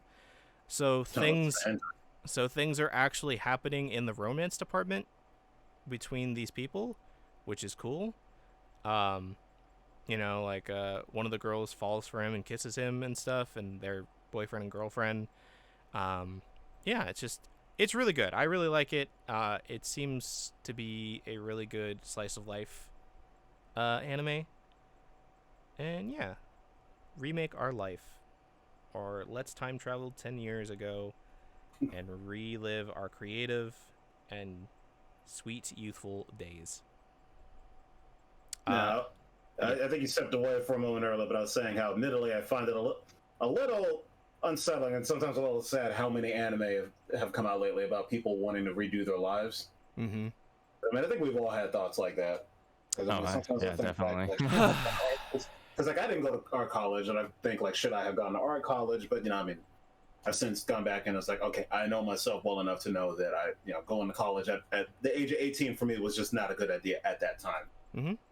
It's not for everybody at that time. If you try to force it, usually you just wind up miserable and then with lots of issues. But I do like the idea of them trying to say, don't give up on your dream. It's never too late, that sort of thing. I like those kinds of messages. Mm-hmm. And then you have ReZero, which is like you get to start off your life, but you have to be murdered in horrendous ways to restart it over and over again until you get the best path. Yeah. But also then there is the point where it's like, well, maybe you have to become a better person, because these are still real people that you're interacting with every time you die. They're not just tropes and fantasy things to cater to you. Exactly. And then you have to deal with your own, Superhero has to deal with his own self-hatred and the reasons for that. And I think that's still my favorite episode of season 2 is the father and the sun scene, and the Yeah, mom. that was a good one. Yeah. So yeah, that's Remake Our Life. Yeah, I wonder if maybe it's just like a lot of Japanese creators are just thinking, like, just coming up with concepts about like They all right? I'm a little they worried. yeah they're are like, are we all right? Maybe we should, like, what if we, yeah, I don't know. So that's Remake Our Life. I've been also watching D-Side Traumeri, the animation, which has some really good CGI for a CGI anime that's based on a mobile game that isn't out yet. Um, Dream people are taking drugs that are shaped like D20s that allow them to go into Somnium, which is this dream world where monsters come out and attack people. And if they take 3 of them, their wish will be granted and they'll turn into a giant monster. Where if the main characters don't defeat the monster, even if they do defeat the monster, the person who took the drug falls into a coma, never to wake again. And Fun. the main character, like, the whole like gimmick or the whole like hook of the story is that the main character's brother was viciously murdered right in front of him, and he has like a mark that all the people who fall asleep forever have, and it's just like trying to find out what happened and what happened to his brother. And you remember how I said that the Japanese come up with like the worst words for their English names? So the main character, to transform into his power, literally says "knock her up," but in the English, so "knock her up." So yeah, it's just just Sort of like To Your Eternity, the knockers. I'm like, yeah, but this is more. It's it's just dumb. Really good. A really good CGI. Really impressive action scenes with the CGI. The opening has a lot of really great CGI too. Each episode is kind of episodic, and there's like a monster of the week kind of thing that drives the plot forward a bit. But yeah, that's Decide Traumeri, the animation. It's also written by one of the guy who's done some Gundam stories. So, and Gundam Stories? That's cool. Gundam stories, and the main composer for One Piece.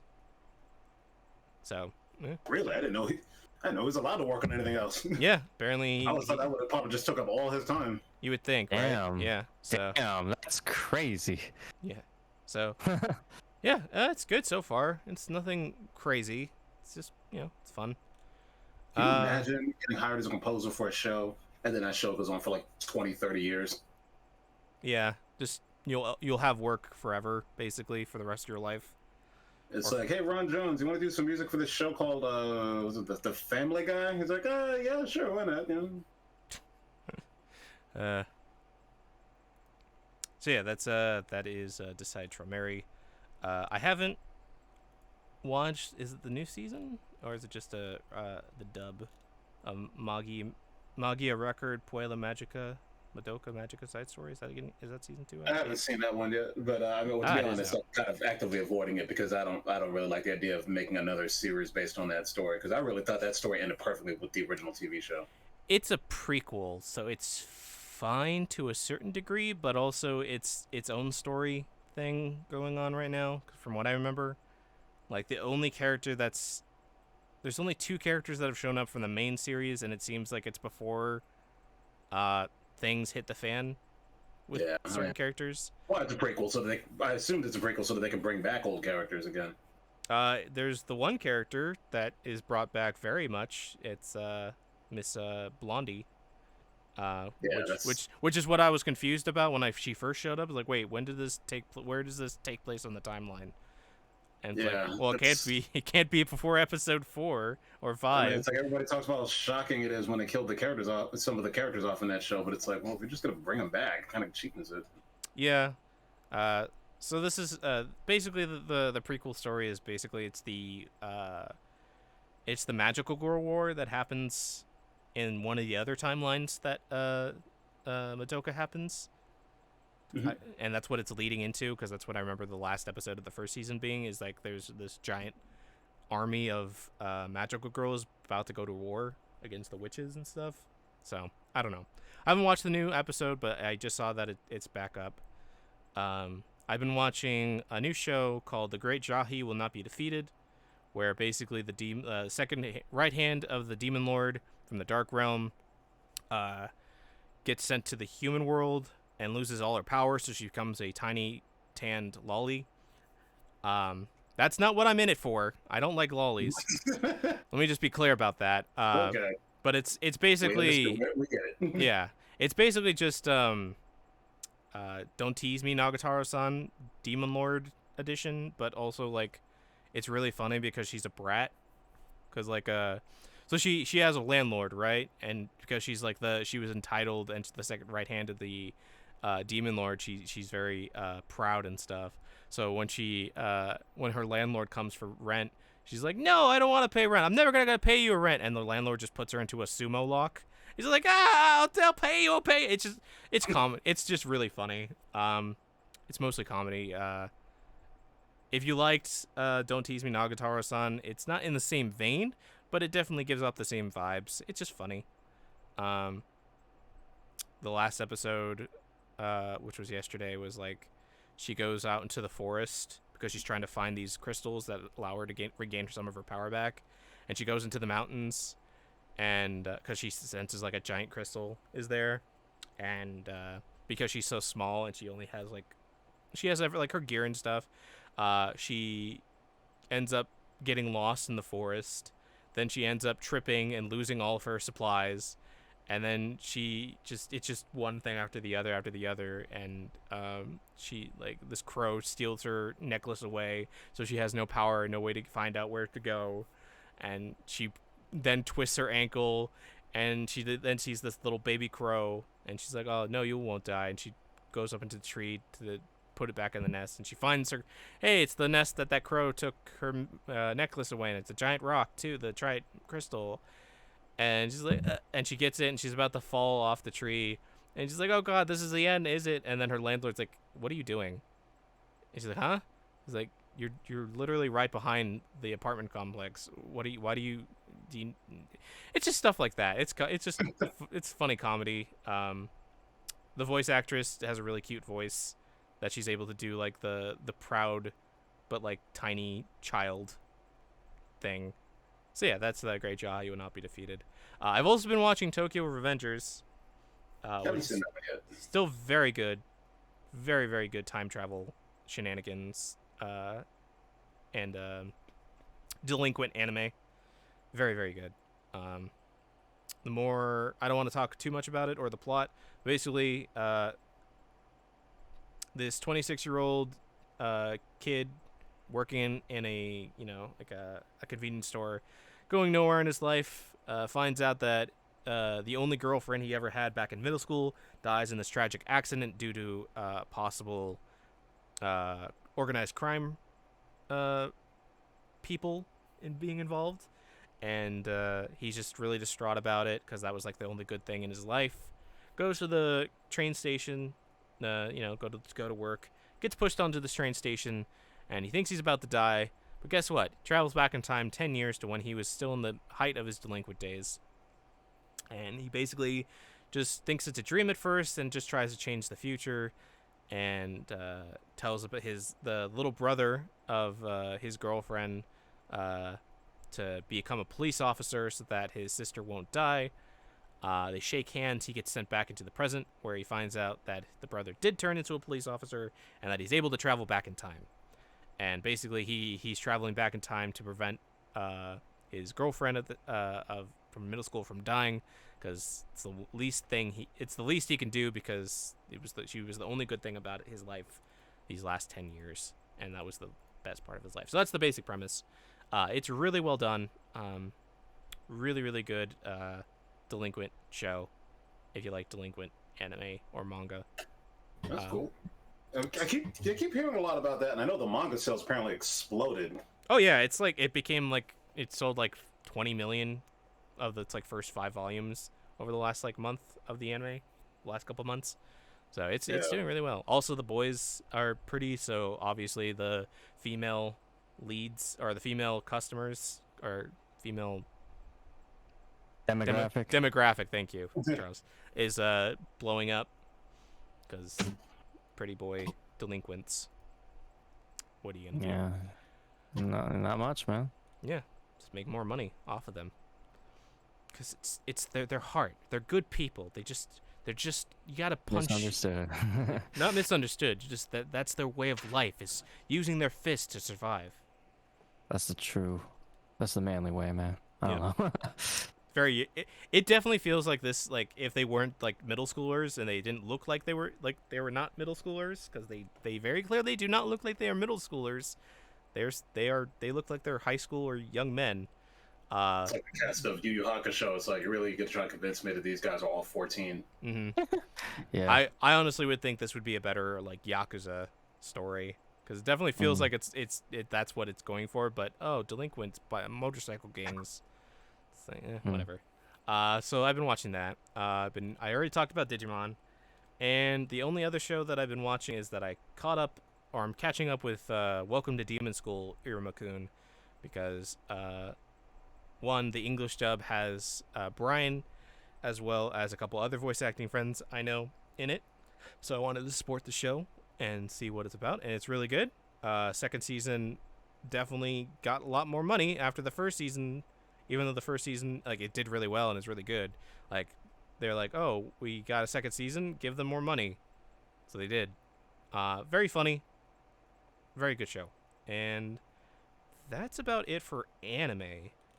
The only other thing I've been watching outside of anime is I watched The Suicide Squad, which, I say again, very, very good movie. Fucking hilarious. Like, Idris Elba and John Cena, funnily enough, are like the highlight of that entire movie, and I would say they are the main focus of that entire film. Harley Quinn has moments, but she's not really the main focus. She does like her actress does a really good job, but like I really, really want to say like Idris Elba and John Cena were like the stars of that movie, and just that sentence by itself is pretty funny. It's pretty fucking funny. Yeah. God, and apparently John Cena is getting a TV show with his character, so I'm really excited to see how that goes. John Cena, he tearing it up, man. He's in Fast and the Furious, and I always got a DC show. Damn. Yeah. Good on him. Yeah. It's almost like wrestling and being like a good dude and being like really talented is like a guarantee for success at this point. It's so weird, right? You wouldn't expect it from like wrestling, because you hear stuff from like Disney actors, but completely different stories coming from like wrestling actors. Yeah. And fuck, they do their own stunts too, so I mean it's getting. Oh, they do? I mean, I would assume John Cena does his own stunts as well, like to a certain degree. Because he can. He's getting a little old now. Yeah, but he's still fucking buff, man. Yes, he's ripped. He's not. He and The Rock. He's not Dwayne Johnson big, but he's fucking ripped. They get paid to be ripped, so they spend a lot of time working out. Yep. He's just so fucking funny. God, that movie has made me laugh really hard a couple times. The fucking opening is just funny, because did you guys, either of you, see the original Suicide Squad at all? Yes, unfortunately. Okay, so you know how like what's her name, the lady that's in charge of the Suicide Squad? I know what you're talking about. I'll just call her Bad Bitch. The Bad Bitch, Walker, Amanda Walker, yeah. Amanda Waller is like supposed to be this really really strict, very threatening. Yeah. Well, in the new Suicide Squad, she basically has like a team of like of like normal people, like average everyday dude. Like there's just this like 6 foot tall like heavy set like programmer and stuff, and they're just normal people. And they're taking bets on who's gonna die in the Suicide Squad first. Oh god, they make comments and stuff. Oh, it's fucking funny. But yeah, I'm looking forward to it. I'm probably gonna check it out. If not later tonight, sometime during the week for sure. It's free when you have HBO Max, yep. right? It's free for the next 30 days as of the release, and then it goes back to only theaters. Oh damn! Yep. HBO Max be killing it. Yep. Very good movie. Highly recommended it if you can watch it on HBO Max. If you can't, go see it in theaters safely if you can. But very good film. Going to be excited to see what they do next. Here's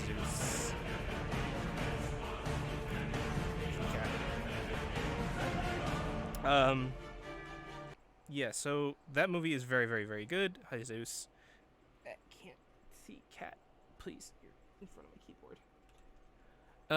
So other than that, I've watched that. I've watched, I started watching Cobra Kai just because, Charles and I's, mutual friend, Jeremy, is a, big fan of the series, but also makes, YouTube videos and analysis videos about it.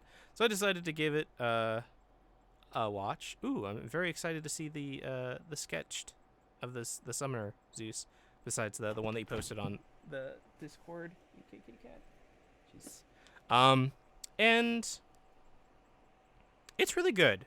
It was really hard at first to really like Johnny. Funny, yeah. Yeah, because Greg, have you watched Cobra Kai or the Karate Kid movies? Yes, I've seen them all. Okay.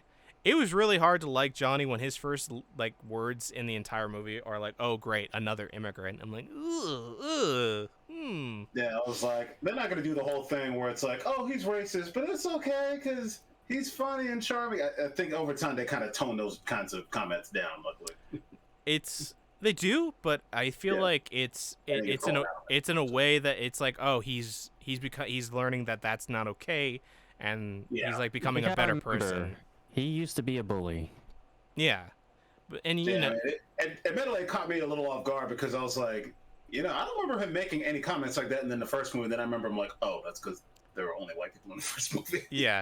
The other weird thing is that like it feels like they took. It feels like something he would say, though. It feels like something he would say, but it also feels like Johnny himself just got like transported through time 30 years into the future. Yeah. And it's just like it's really weird seeing like an 80s villain, an 80s era villain just be like really human after like 30 years have passed. Yeah, it's kind of one of the nice things about it is that the human.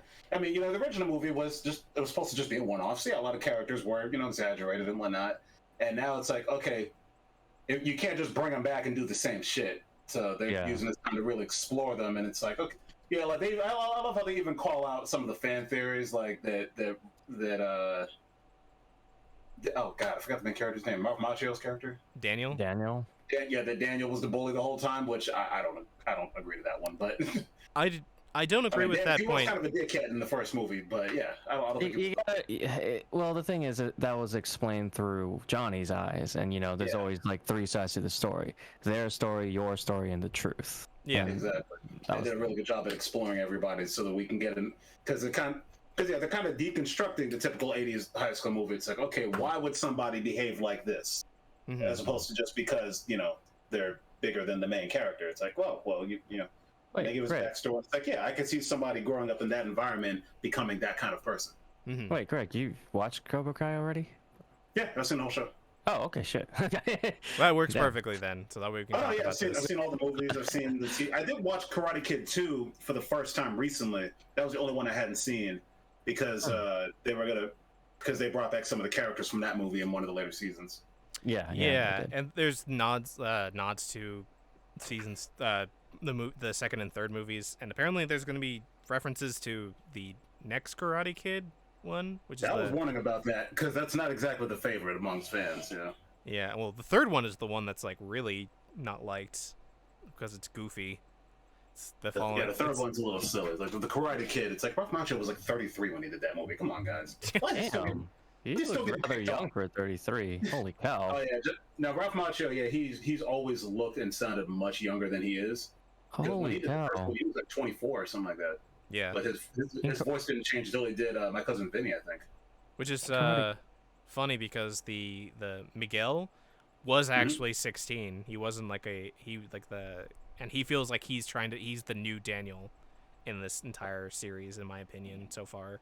I'm only in they did a good job of the casting. Yeah.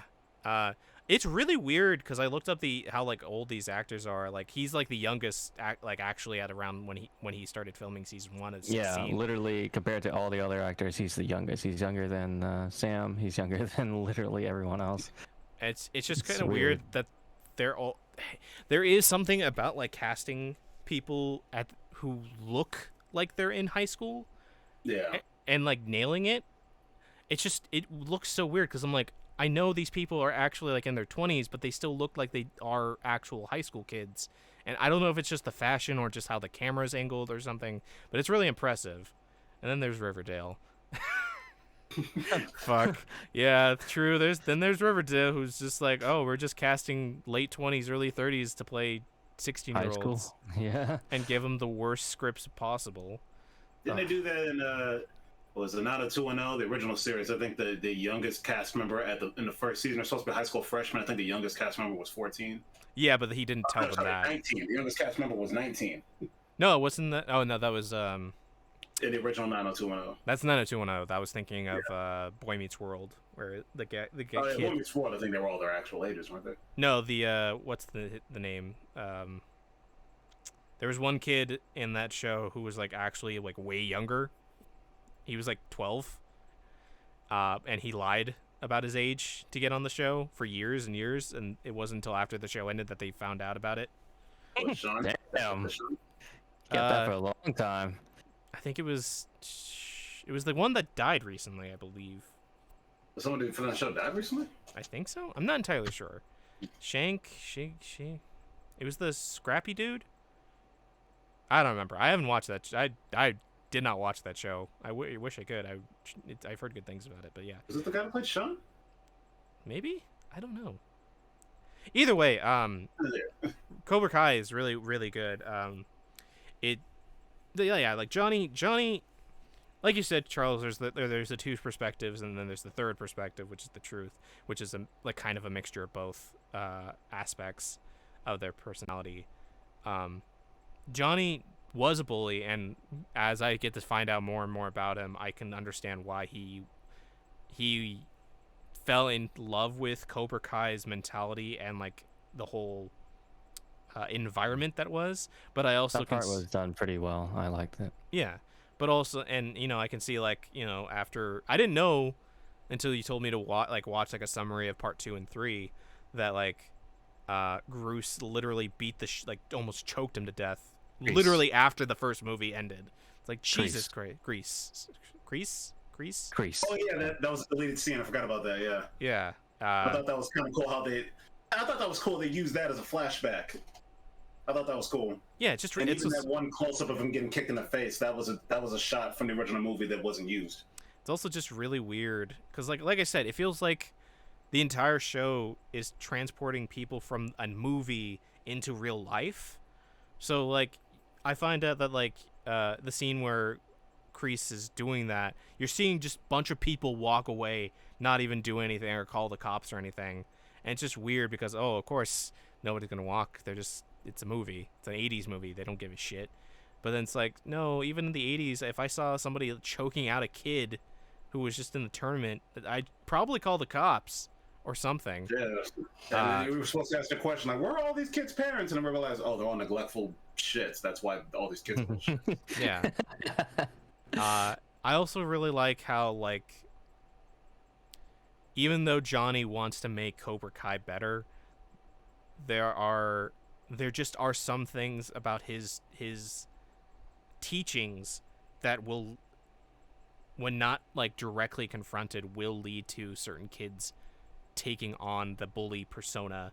And and it's really interesting to see that. And while I really wish like Hawk, who's in particular the one that needs to be toned down, I understand how he got to that. It's just really interesting to see him like be like very self-confident and just like he flipped the script. He flipped the script, but he flipped it too far and too much. Yeah. And it's just interesting. And he's a twat.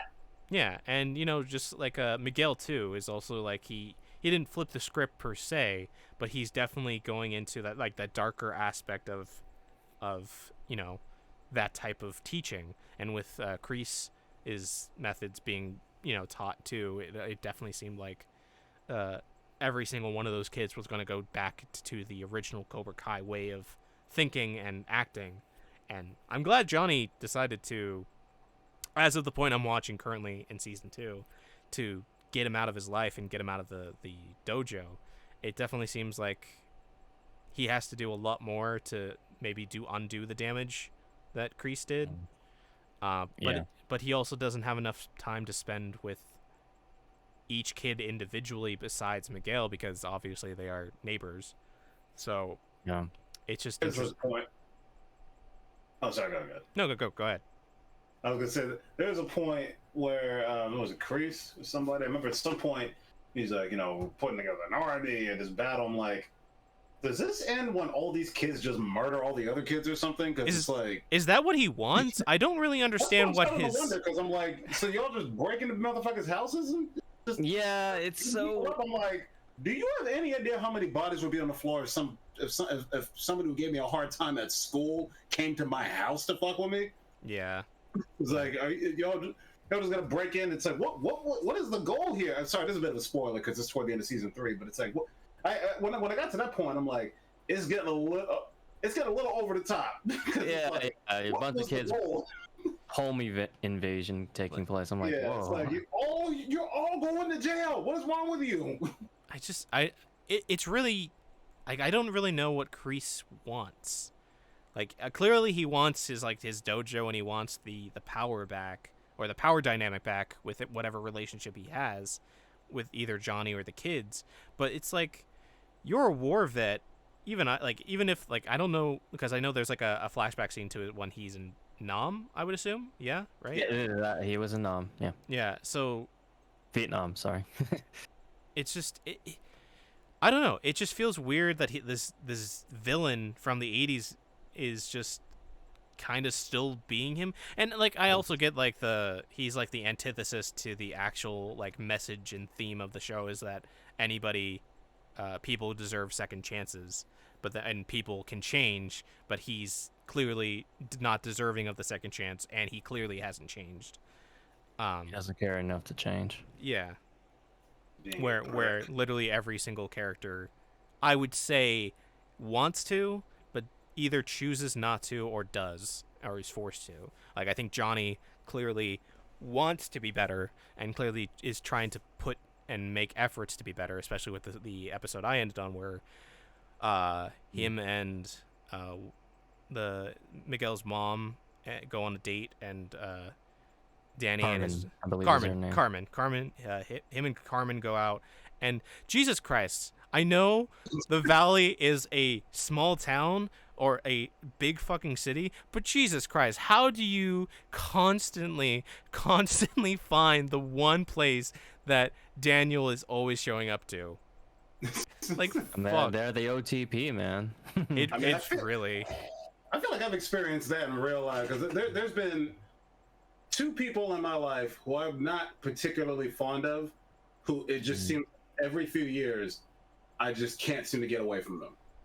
Like, there's one person, the place I started hanging out in, I found out this one person is at that place on a weekly basis too. I'm like, of all the places in the world, really? It's like, it's also funny because, like, me and Greg, like, Reseda and Encino are completely, like, separate. They're, like, so far away from each other. So how the fuck does he keep... Kind of weird. It's like Encino and Reseda. I mean, I used to work right at the cutoff of where Encino and Reseda are, but at the same time, it's like, yeah, those are still 2 pretty large areas. Yeah, and yet they still keep finding, like, the same department store, the same fucking restaurant. It's really funny when that happens. Like, every single time I see that Daniel is walking into the same place that Johnny's at, I'm like, are you fucking kidding me? What are the fucking chances? But it's so funny. And there was also the episode, and I think in season 1, where they're having a drink at the bar, and it's like, 30 years has gone by, but both of these people have experienced and lived lives. They could be friends if they just talked. Just talking is the biggest thing that could happen to fix all these people's lives in this show. Yeah, they do that. They do that thing.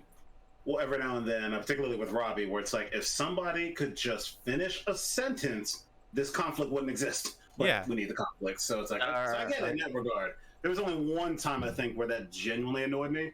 But otherwise, it's like, it's a series, not a movie, so we need some conflict. True. And but, every so time, a bit of a pet peeve of mine sometimes, though. every time something happens to Danny, Danny always, or like with Cobra Kai, he always interprets it as it's Johnny planning something, and everything that happens to Johnny when it involves the Miyagi-Do, it's like, it's just, if these two motherfuckers just talked like they do at the Mexican restaurant, they literally could just be friends and get over it. And I'm glad they finally seemed to imply that they got over it. But it's just you're like 40-something-year-old, 50-something-year-olds. You just get over it. Fuck. I think Ralph Macchio is closer to 60. He's 59. A hell of a lot younger than he is. I believe he's like 4 or 5 years older than Johnny's He's older actor, than Johnny's actor, yeah. which is fucking so weird. they're both. I think they're both in their like early to mid 50s, but I mean they're both in damn good shape. So Yeah. Ralph is literally almost 60. Yeah. But he looks like he's his 30s. I'm like, how? And How? I've also seen him like working out like in his Instagram pictures when I was looking up like how old they were. So they're both in great shape. yeah, he's Really? got wrinkles, and he's got a little more to his face, but he definitely looks great. Like, when I Really? first saw him in the show, I hadn't really seen him in anything in a while. When I first saw him, I was like, okay, his voice did change. All right, good. But no, Finally, after like honestly, how when many I saw him, years? I was like, oh shit, he still looks damn good for his age. Because I'm looking at him like, yeah, that's him. That's Ralph Macchio. Oh shit. Yeah. That's awesome. I mean, again, he's in a hell of a lot better shape than I am. Actually, whenever I watch him like training and whatnot, it kind of encourages me to want to go to work out again. I actually been going back to the gym recently because of that. I really need to get back into working out somehow. Anyway, I'm really liking the show. I'm really curious to see where it's going, because like I do like the drama and stuff, because it's just like, oh, character, like I like characters like interacting, but it's like, oh god damn, some of the kids do stupid shit. I'm like, just talk, you dumb. That and emotional also it also fuckers. kind of like I'm always like, man, nobody thinks about calling the police or seeing these kids breaking through windows and shit. Like, no one is doing anything about Whoever They got called a the big ass house, whoever- that's a giant ass house. You're gonna convince me they don't got security cameras or a ring doorbell? I mean, even we got a ring doorbell. Yeah, I find it funny that the only times the cops are called is at the party where everybody's getting drunk, and Sam and Terry doing into a drinking battle. It's like, who the fuck decided to call the cops? Was it the neighbors? It was probably the neighbors. Oh god, it's a good just show. for that one time, but all the other times when like I can't say it because it's spoilers, but Or the fight with the like all the fights that happen in public places in general. It's like, where's the security at the mall? Where's where's the bouncer at the bar that Johnny and his friends like fight a bunch of people? Like, I feel like I can't take 2 steps in the mall without running into security. It's like y'all are running around breaking shit, yeah, and it's like I feel like if that happened in real life and somebody got that on video, that went viral and they'd be in jail right now. yeah, but no, I actually saw. we're I mean, in- that happens a lot. You see videos of kids, wilding out in stores and shit and acting up, and all I gotta do is just takes one person to record that, and it's like, well, there you go. Avoid these people. are Yeah, or I like mean, I saw one of these kids doing that. They were acting up. They're like in a Target or something like that, and they like picked up a cone that they stole and were yelling at people's faces. And when you know the woman did? She just ran her cart right into one of them. Jesus Wow. Christ. She just got tired of this shit because they were hitting. I think they were hitting somebody too. So she just ran the cart right into one of the kids. You can tell he didn't see that coming either. Damn. Yeah, you like knocked the cart over. What the fuck are you doing? We're just kids. It's like, no, you're right. You are kids. You're acting up, so you're getting punished. Jeez. You can't have it both ways. You can't be like, we can do whatever we want, and then someone fights. Like, come on, we're kids. That's how kids are, man. I was a kid too, and I didn't walk around stores yelling in people's faces. I will say, if I did, I know I would have gotten punished for it. I will say the dialogue for the kids can sometimes be like really cringy, but not in like the usual way. It's just like sometimes it's like, oh yeah, this is totally not dialogue that kids would say. Like some of like the flirtation that is it Robbie or John? That is Johnny's kid. I think it's Bobby. Robbie, yeah. Robbie's, yeah. Robbie and Sam flirting and stuff. It's like these are clearly like cringy adults. This is like what this is what like cringy adults who think that they know what romance is and flirting is would say. This is not what kids would actually say to each other.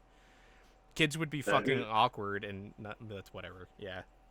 Yeah, some of that dialogue is a little funny because, like, I mean, I see that a lot in movies with kids, which is why whenever I see movies and the kids are cursing and people are like, oh my god, I can't believe they showed the kids cussing, it's like, I don't know what y'all went to. I went to a public school. Like, Yeah. we've been cussing since, I've been cussing since I was like 7. You know, I'm just saying, it's like you get to an age where when you start hanging out with the kids that aren't going to tell on you for it, and it's like kids have dirty mouths. Yeah. Like, it's something new. I mean, so, you know, whenever you get like the PG or PG-13 dialogue, it's like you can still do your way around it. That's one of the reasons why I think kids like E.T. so much when it came out, because the kids cussed. They sounded like actual kids. I think that's why people really like season 2 of Stranger Things, is because the 4 boys are. I think it was actually the main kid, Wolf something, Wolfgang something. He literally went up to. He literally went up to the director. He's like, "Hi, you literally need to let it." Like, I think he went up to the brothers, the creators, and he's like, "You need to let me and my friends say the F word and like say like curse. Like, it is going to make it seem more realistic." And he's like, "Yeah, all right, fine." Season 1 did really well. Fuck it. I'll let you swear in every single season afterwards. I mean, it's like that's you know, that's how kids talk, and I don't know if there was ever a generation where kids didn't use profanity. That I don't think I have any family members from that generation, because you know, I would assume that any kid born from like the 1940s on would curse at a certain stage. Maybe not as much as if you go back, but like definitely as like time goes on, kids have a filthier and dirtier mouth. I think kids had probably even filthier, dirtier mouths back then, because back then that's when, you know, I remember, what was it? I think they said that the way that they wanted the kids to talk, they said it's pretty much how kids talked in the 80s, except, you know, without slurs. Because that's the only thing that they don't want. It's like, yeah, kids use lots of slurs too, so that's why you got to compromise. And, you know, like you look at, what was it? The Monster Squad. Oh.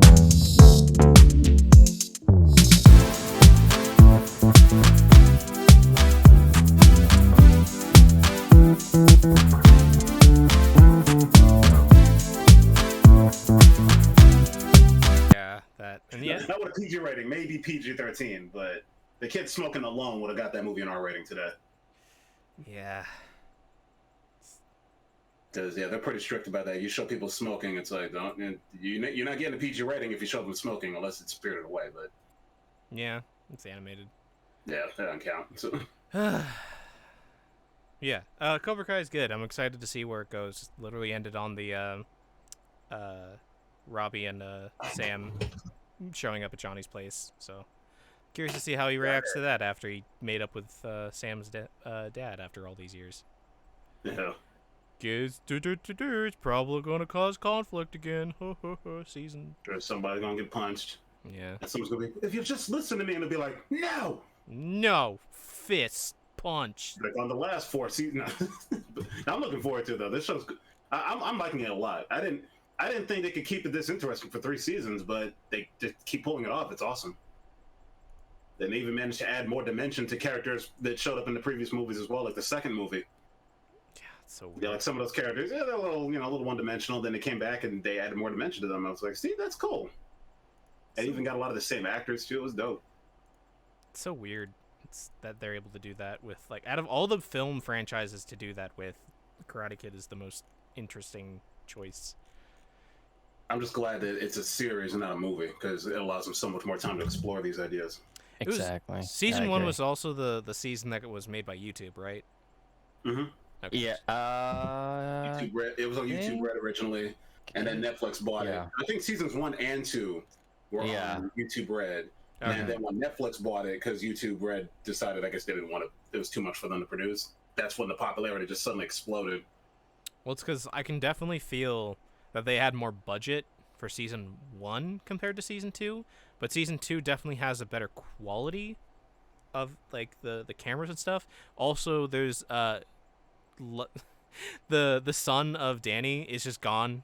He's barely in season 2, and they're focusing more. He lost considerable weight. It's just he just doesn't show up as much as he did in season 1, and it definitely seems to be more focusing on the kids who were the kids who are big focus in season 1, and the 2 male characters from the original series, and like expanding upon that. Also the Aisha, damn, lost a lot of weight. Damn, really proud of her. Yeah, wasn't she? Are they bringing her back for the next season? They gave the reason for her is just like because of all the fighting. That's why her parents moved out and crap. But I don't know. Maybe Real life, she'll it be was a back. scheduling conflict, though, wasn't it? Hmm? I think in real life it was a scheduling conflict. Maybe. Probably. I'm not I sure. think she had to work on something else and she couldn't make it, so that's why they didn't, kill her character off. But I hope they bring her back because I liked her character. Yeah, I liked her too. I mean, it makes sense if she's trying to do all this karate. Then yeah, she probably dropped a whole bunch of weight. Yeah. I'm also impressed to see if like most of those kids do the stunts or if they had stunt doubles. I would assume that you would just train them to do it, and I feel like they're young enough to. They're not gonna. They're not. They don't really do that many crazy things in the show. they do. That They, big fight in the house, though, that really long take, I thought was cool. Oh, that's cool. I mean, when they did the training in the Coyote Valley, they did some flips and stuff, and like off of like the trees and stuff, which are kind of cool. But I think like for mostly like for the actual competition from the first season, definitely felt like that was probably them. But who knows? I don't know. Maybe I don't know. I'm very excited for that show, and I'm excited to see it where it goes. Yeah. And other than that, I haven't watched anything. I've only played Pokemon Unite, and I've resumed Digimon, and then I started playing another game called Where the Heart Lies, which is like a story-driven choice game. Basically, start off as this dude and his family living on this farm, and as the game opens up, the game starts with like this big earthquake happening, and basically this giant sinkhole appears out of nowhere, and the family dog is like stuck underneath the cliff, on a cliff underneath the giant sinkhole. So you basically have to go and try to get the dog back, and you successfully able to do it, but then the platform that you're in brings the tree that was holding onto it down into the sinkhole, and from there it seems to me that it's implied that the main character is dying or is dead, and is basically just reliving his life, and you get to make choices of how like the relationships between all the characters and how basically he got to that point with everything, and it seems really interesting. The choices seem to matter to a certain degree. I haven't seen too much about it, but yeah, that's the only other game I've been playing. It seems fun. I'm looking forward to Psychonauts 2 at the end of the month, and No More Heroes 3. No More Heroes 3 in particular, because I can play with the cat John. I was kind of surprised when I heard about the Psychonauts 2. For some reason, I thought that was out already. It was development hell for a long time until Microsoft bought them. Because apparently they ran out of the Kickstarter money, and then they were running out of. Right, I remember that. Yeah, they were running out of. Right? Yeah, and then they were running out of money in general, so they had to remove a bunch of features, and then Microsoft bought them and gave them a bunch of money. Because I think they said that they weren't going to have boss battles in that version of the game, and because of Microsoft, they were able to put all the boss battles back in and implement a lot more of the crazy changes that they wanted to before money ran out. Which, guess what? Money is the most important thing for game development. Go figure. Yeah. So I'm excited for that. I'm excited for No More Heroes 3 just because No More Heroes is just fun and goofy, and I want to see how the number one assassin goes up against this intergalactic alien threat. Just, it looks cool. I'm excited. I love both No More Heroes 1 and 2. They're great games. So yeah, that's basically been my couple weeks. I've been doing a couple lessons, and I'm getting closer to getting the demo with Julie done, which is my animation demo. So hopefully I'll be getting that. Hopefully I'll be getting that done maybe by September. I wish you the best of luck, man. I hope it sounds really good. Yeah, thank you. And yeah, so is there anything else you guys wanted to talk about before we get into the news? No. Well, not for me. Greg? I'm good. All right, let's get into it. All right, so this is the story that we've been holding on to so that we could talk to you in particular, Greg. Uh-oh. It is the story of an animator at Studio Mappa was offered 3,800 yen per cut, which is about $34. As somebody who Wages.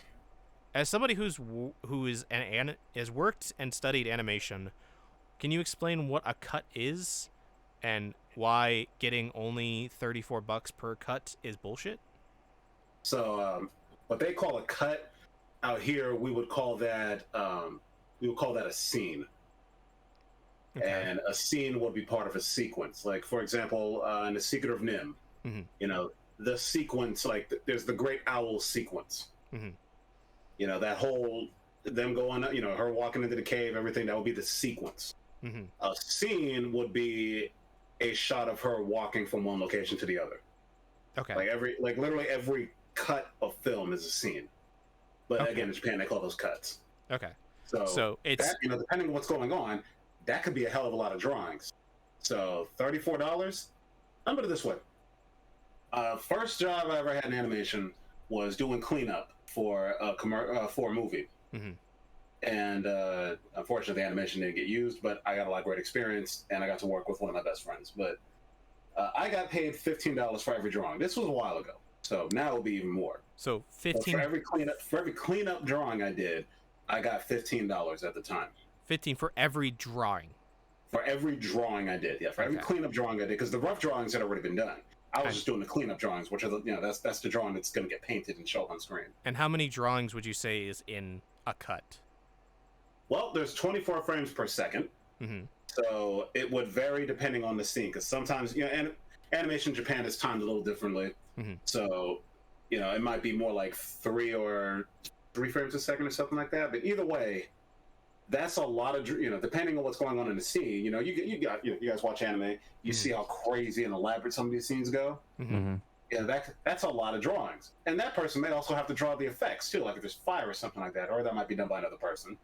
But either way, they got to do the rough, and they also have to draw the layout. They got to draw whatever, the basic area wherever they're in. Like if they're in a bed or something, they got to draw the bed if they're interacting with it. Mhm. So they got to draw all this, and they give them absurd deadlines. They got to do it really quick, and then they only make like $34 Per So and basically, what I full- got paid per drawing, what I would have made for about 2 drawings, they're getting done. They're getting paid for animating the entire scene.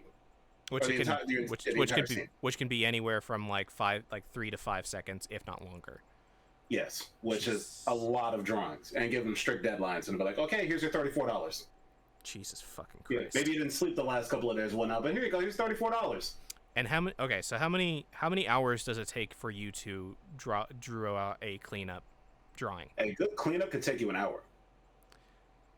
Yeah, because the way we did it when I was. The way I've done it, the way I've had to do it with other people, it's usually, you do one drawing, and if it's all good, then you go over that drawing and complete it. Or in some cases, you just go straight to the drawing, and at that point, a good cleanup drawing could still take you maybe about a half hour. Mhm. But it depends on the characters, because that's the other thing too, is anime characters are more detailed than American characters, because American, like Disney style animation, that's like that's either 2 or 1 frame a second. So, they wouldn't that's why the characters wouldn't be too detailed compared to anime characters, which also have lots of tones and lots of highlights, because you got to draw those too. Mhm.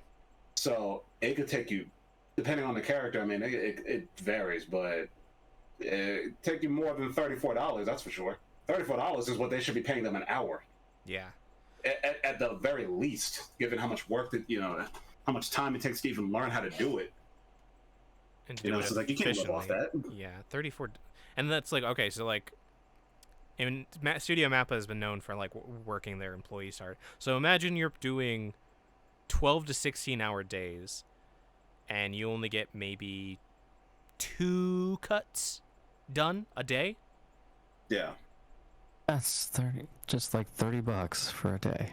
Yeah, that's up on the higher end, apparently, from what the story, if I remember correctly, says. So basically, you work a few weeks and you can take a nice trip to Disneyland. Yep. Not your rent though. Oh, sorry. You can get into Disneyland. Yeah. Yeah. So apparently, a producer working on the Netflix anime Yasuke was suggested to pay 3,800 yen per cut, and the budget for the show was between 3,800 to 7,000 yen. So if you accept that offer, the unit price for animators would go down. He thinks that it's best to negotiate for 15,000 yen, which is $134 or more per cut, which it makes a little bit more sense, but it's still a little. I think it's still too little per cut. What do you think? I think that they should be paid a living wage. Yeah. And that living wage should be determined by, well, how much is rent, how much is, the cost of living and whatnot. They should be getting paid enough so that they can live off of it. Because these stories particularly get to me because I don't like the idea. I mean, we've been seeing this a lot. You're seeing a lot of stories about companies that can't hire, they're having trouble hiring people because nobody wants to work. Because everybody, or it's not that nobody wants to work, it's more of like, nobody wants to work for less than what they think they're worth, and most people think they're worth working for a living wage. Because if you're working, 40 hours a week, that's still a lot of hours a week to work anywhere, But if you're working that many hours and you can't afford rent or anything like that, it's like, well, if your business can only survive if you screw over your employees, then that sounds like bad business. Like all these companies, we get there's so many roots to this problem. These stories that I read. There's the fact that there's so many anime being produced, the fact that anime is more popular overseas than it's ever been. So some studios try to take that into consideration, and maybe they do stuff that the studios don't necessarily want to do because they think it'll sell overseas. And a lot of studios are not doing that. I can't remember who it was. Somebody made a comment in the industry about that, about how they think that changing anime to be more appealing to the U.S. is going to have an opposite effect. It's not going to work, and I think they're correct. Yeah, that just could actually. That could go into a discussion about Yasuke, but anyway, but ultimately, the studios are producing too many shows, and the resources are being split too thin, and that includes the budgets. So, the people actually working and creating these shows and creating the concepts and everything like that, they're getting screwed. Somebody's making shit tons of money off of it, but it's not the animators. It's not the or most of them anyway. It's not most of the animators. And a lot of times it's not the creator of the manga either. Like, the creator of Demon Slayer basically made nothing from that movie. Yeah, but she did. Apparently, it was a bad contract, and we talked about this. I think a podcast, or maybe I talked to my friends. But apparently, she made a bad deal on. She made a deal that the anime and movie would be made, and that she would get paid for merchandise, but nothing else. No sales from the movie. Which I don't understand why when I read stories about how they're talking about they want to put people in jail if they catch them recording the movie or downloading the movie, I'm like, fuck you. Yeah. But then there's who are we stealing money from? Not the creator. She's not getting shit. And then there's the story that I think came out like a week after this original story came out, where it's like one of the big studios, like CEOs, was found guilty of fraud and embezzling. So basically he had to pay like a bunch of tax evasion, which I think is what a lot of the money goes to, is just to the pockets of the owners of the studios. And if it's not the studios, they're just like they're just avoiding taxes so they don't have to pay their employees as much as well too. There was also an update to the story, which is like apparently an animator claimed to have been paid 250 yen or $2.50 for in-between animation. It's also an insult. That's absolutely insane. $2 for it's ridiculous. You shouldn't get paid $2 to do anything. Nope, absolutely not. Maybe $2 for a lemonade stand, but even then, maybe not. So yeah, thank you for finally coming on the show so we can answer this question that I've been curious about for like the last month and a half. No problem. Yeah, but ultimately, yes, there's so many roots to this problem, but the biggest one is that they're just making too many shows and stretching the resources out, and the money's not going to the right people. But it's not the resources. Like I said, if the studio clearly has the money, if they can get fined for like millions of dollars in tax evasion. But they don't have the people. They don't have the people, and they're just They don't But have the people. are kind of a part of the resources. Yeah, they don't have enough people to work on these shows. And they're not paying their. But then you have like KyoAni though. It's like they have enough people. Then they get paid a fair wage, and Dragon Maid is fucking gorgeous and some of the best art I've seen. I remember hearing that Masaki Yuasa's studio, Science Saru. I remember him making a comment about how they treated their studio. They treated their people fairly and with schedules and whatnot. But then I heard from some of the people working for them that that's not the case. That they're just like everybody else. They said they overwork them. Like I heard a story about.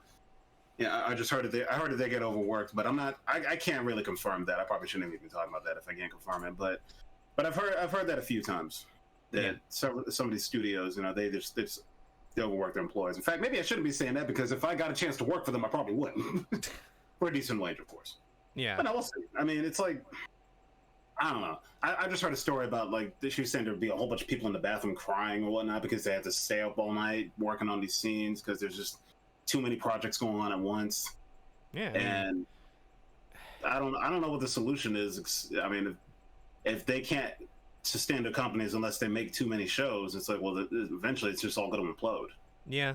Or there's just going to be something that happens. And we saw what happened with, anime back in the 2000s, where all these companies, particularly out here in America, where all these companies spouted up, came up trying to distribute anime and then it all just collapsed. Mm-hmm. And right now we're seeing that happening with streaming services. There's too many streaming services, so... And now there's also like every season there's like 50 to 150 new anime coming out, and it's just it's probably going to be the same thing that is going to happen with the gaming industry, which we're going to talk about, in that it's just eventually going to implode, and maybe they just need to get unionized. But I know that Japan is very anti-union in general, but it's something has to change. Burning through so much talent on an entire country with like basically the biggest part of your economy is just, I don't know. It's just unfortunate. I really hope that they're able to fix the problem sooner rather than later. So that was a bit of a bummer. Now we're going on to the real big bummer news. Which is all bummers, really. Yeah, it's all pretty fucking awful. So there was more information that came out on the Blizzard Activision lawsuit, and in particular there was the infamous Cosby hotel room, which was a room. Exactly what it sounds like. It's exactly what it was. Everybody thought it was just in reference to the bad sweaters because of a class from a work a conference room at the studio, but apparently there was no such thing, and no studio had none of the rooms had like an awful looking paint job, and it's Afrasabi. It was his suite every single time, and he's the one that's named in the lawsuit and has all the complaints about. It's just really bad. It's just really gross, and there's just more information. There was just so much more information coming out about like all the different instances of the shit that was coming out of Blizzard. So that's the one. There's also like finding out about the cameras hidden in the bathroom stalls and stuff. Oh, I forgot about that one. Oh, just the lady who went to like the hackers conference so that they could hire more IT people, being asked if she liked being penetrated. It's just fuck, man. Why are incredibly inappropriate questions? It's just what the fuck is wrong with people, man? Why are you being so sensitive? No, I wish I knew myself. Yeah. Why are you being so sensitive, man? Don't take it personally. These are all things told to me when I was working at a video game company and was being bullied. Yeah. And harassed. Did they ever call you a snowflake? Because I hear that being tossed around a lot. I've heard other people call that. Blah blah blah. I'm pretty sure it was called that behind my back. Fuck. But yeah, I worked at a video game studio. and said studio was owned by Activision. Yep. And yeah, I had my own issues there. Now, lucky for me, every person that gave me a hard time at that job, like every person that was shitty to me, got fired. Good. Eventually, for one reason or another.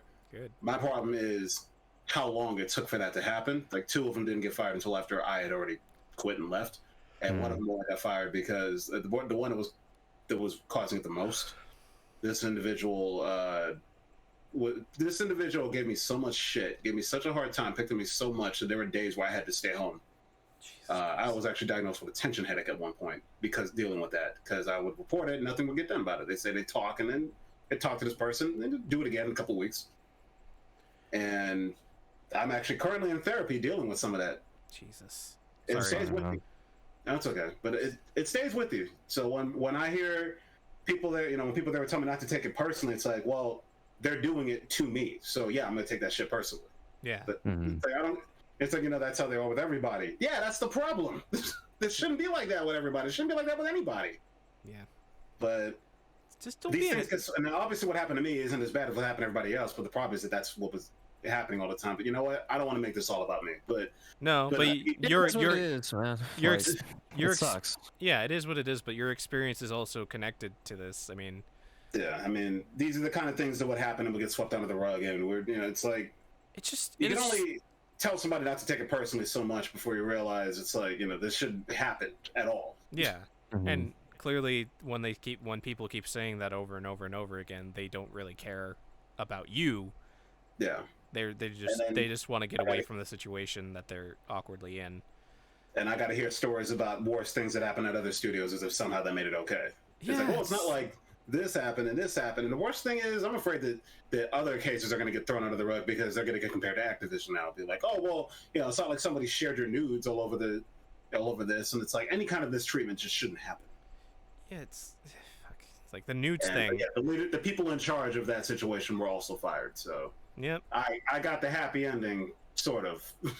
Kinda, yeah. But I'm still dealing with the trauma. Still dealing with some of that stuff. Yeah.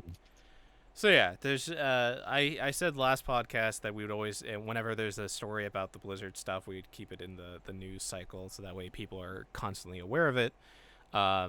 So yeah, that's why this is, all these stories that we're going to be talking about is going to be about this situation and the stuff that's happened. So besides the Blizzard suit and the infamous Cosby room, there was also a walkout with, I think, up to a couple hundred of employees that demanded certain requests, but also former and current employees at Ubisoft would also stood together with Blizzard, because Ubisoft is also just filled with sex perverts and bad people, and they're going through their own shit. So yeah, it was nice to see that at least like these two big name studios were the people that worked at them were coming together for this.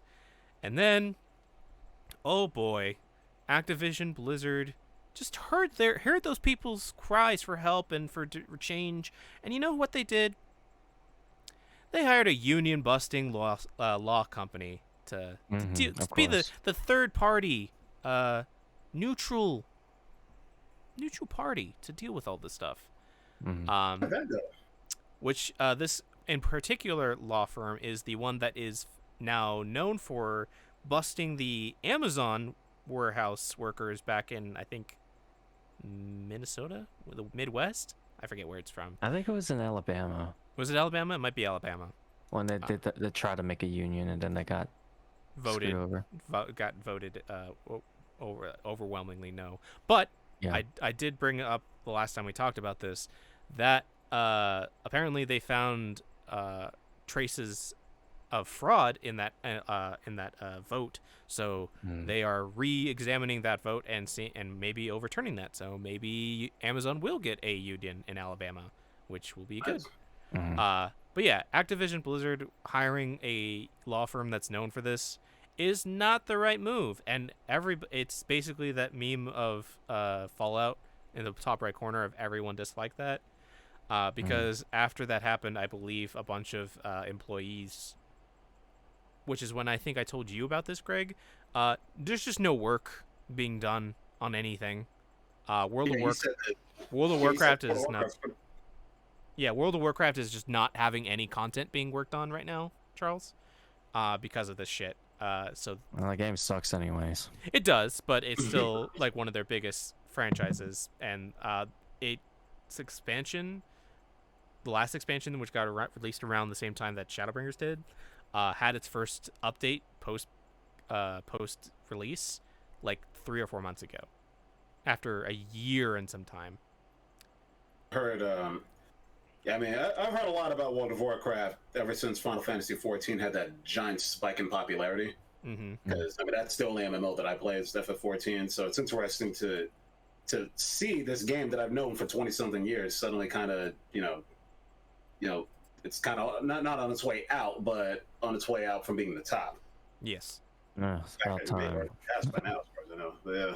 And you know, like, there's been interviews with Yoshi P, who's like been asked about what his thoughts on like World of Warcraft, and he's explained that like World of Warcraft was the game that inspired everybody on the team of 14 to make 14.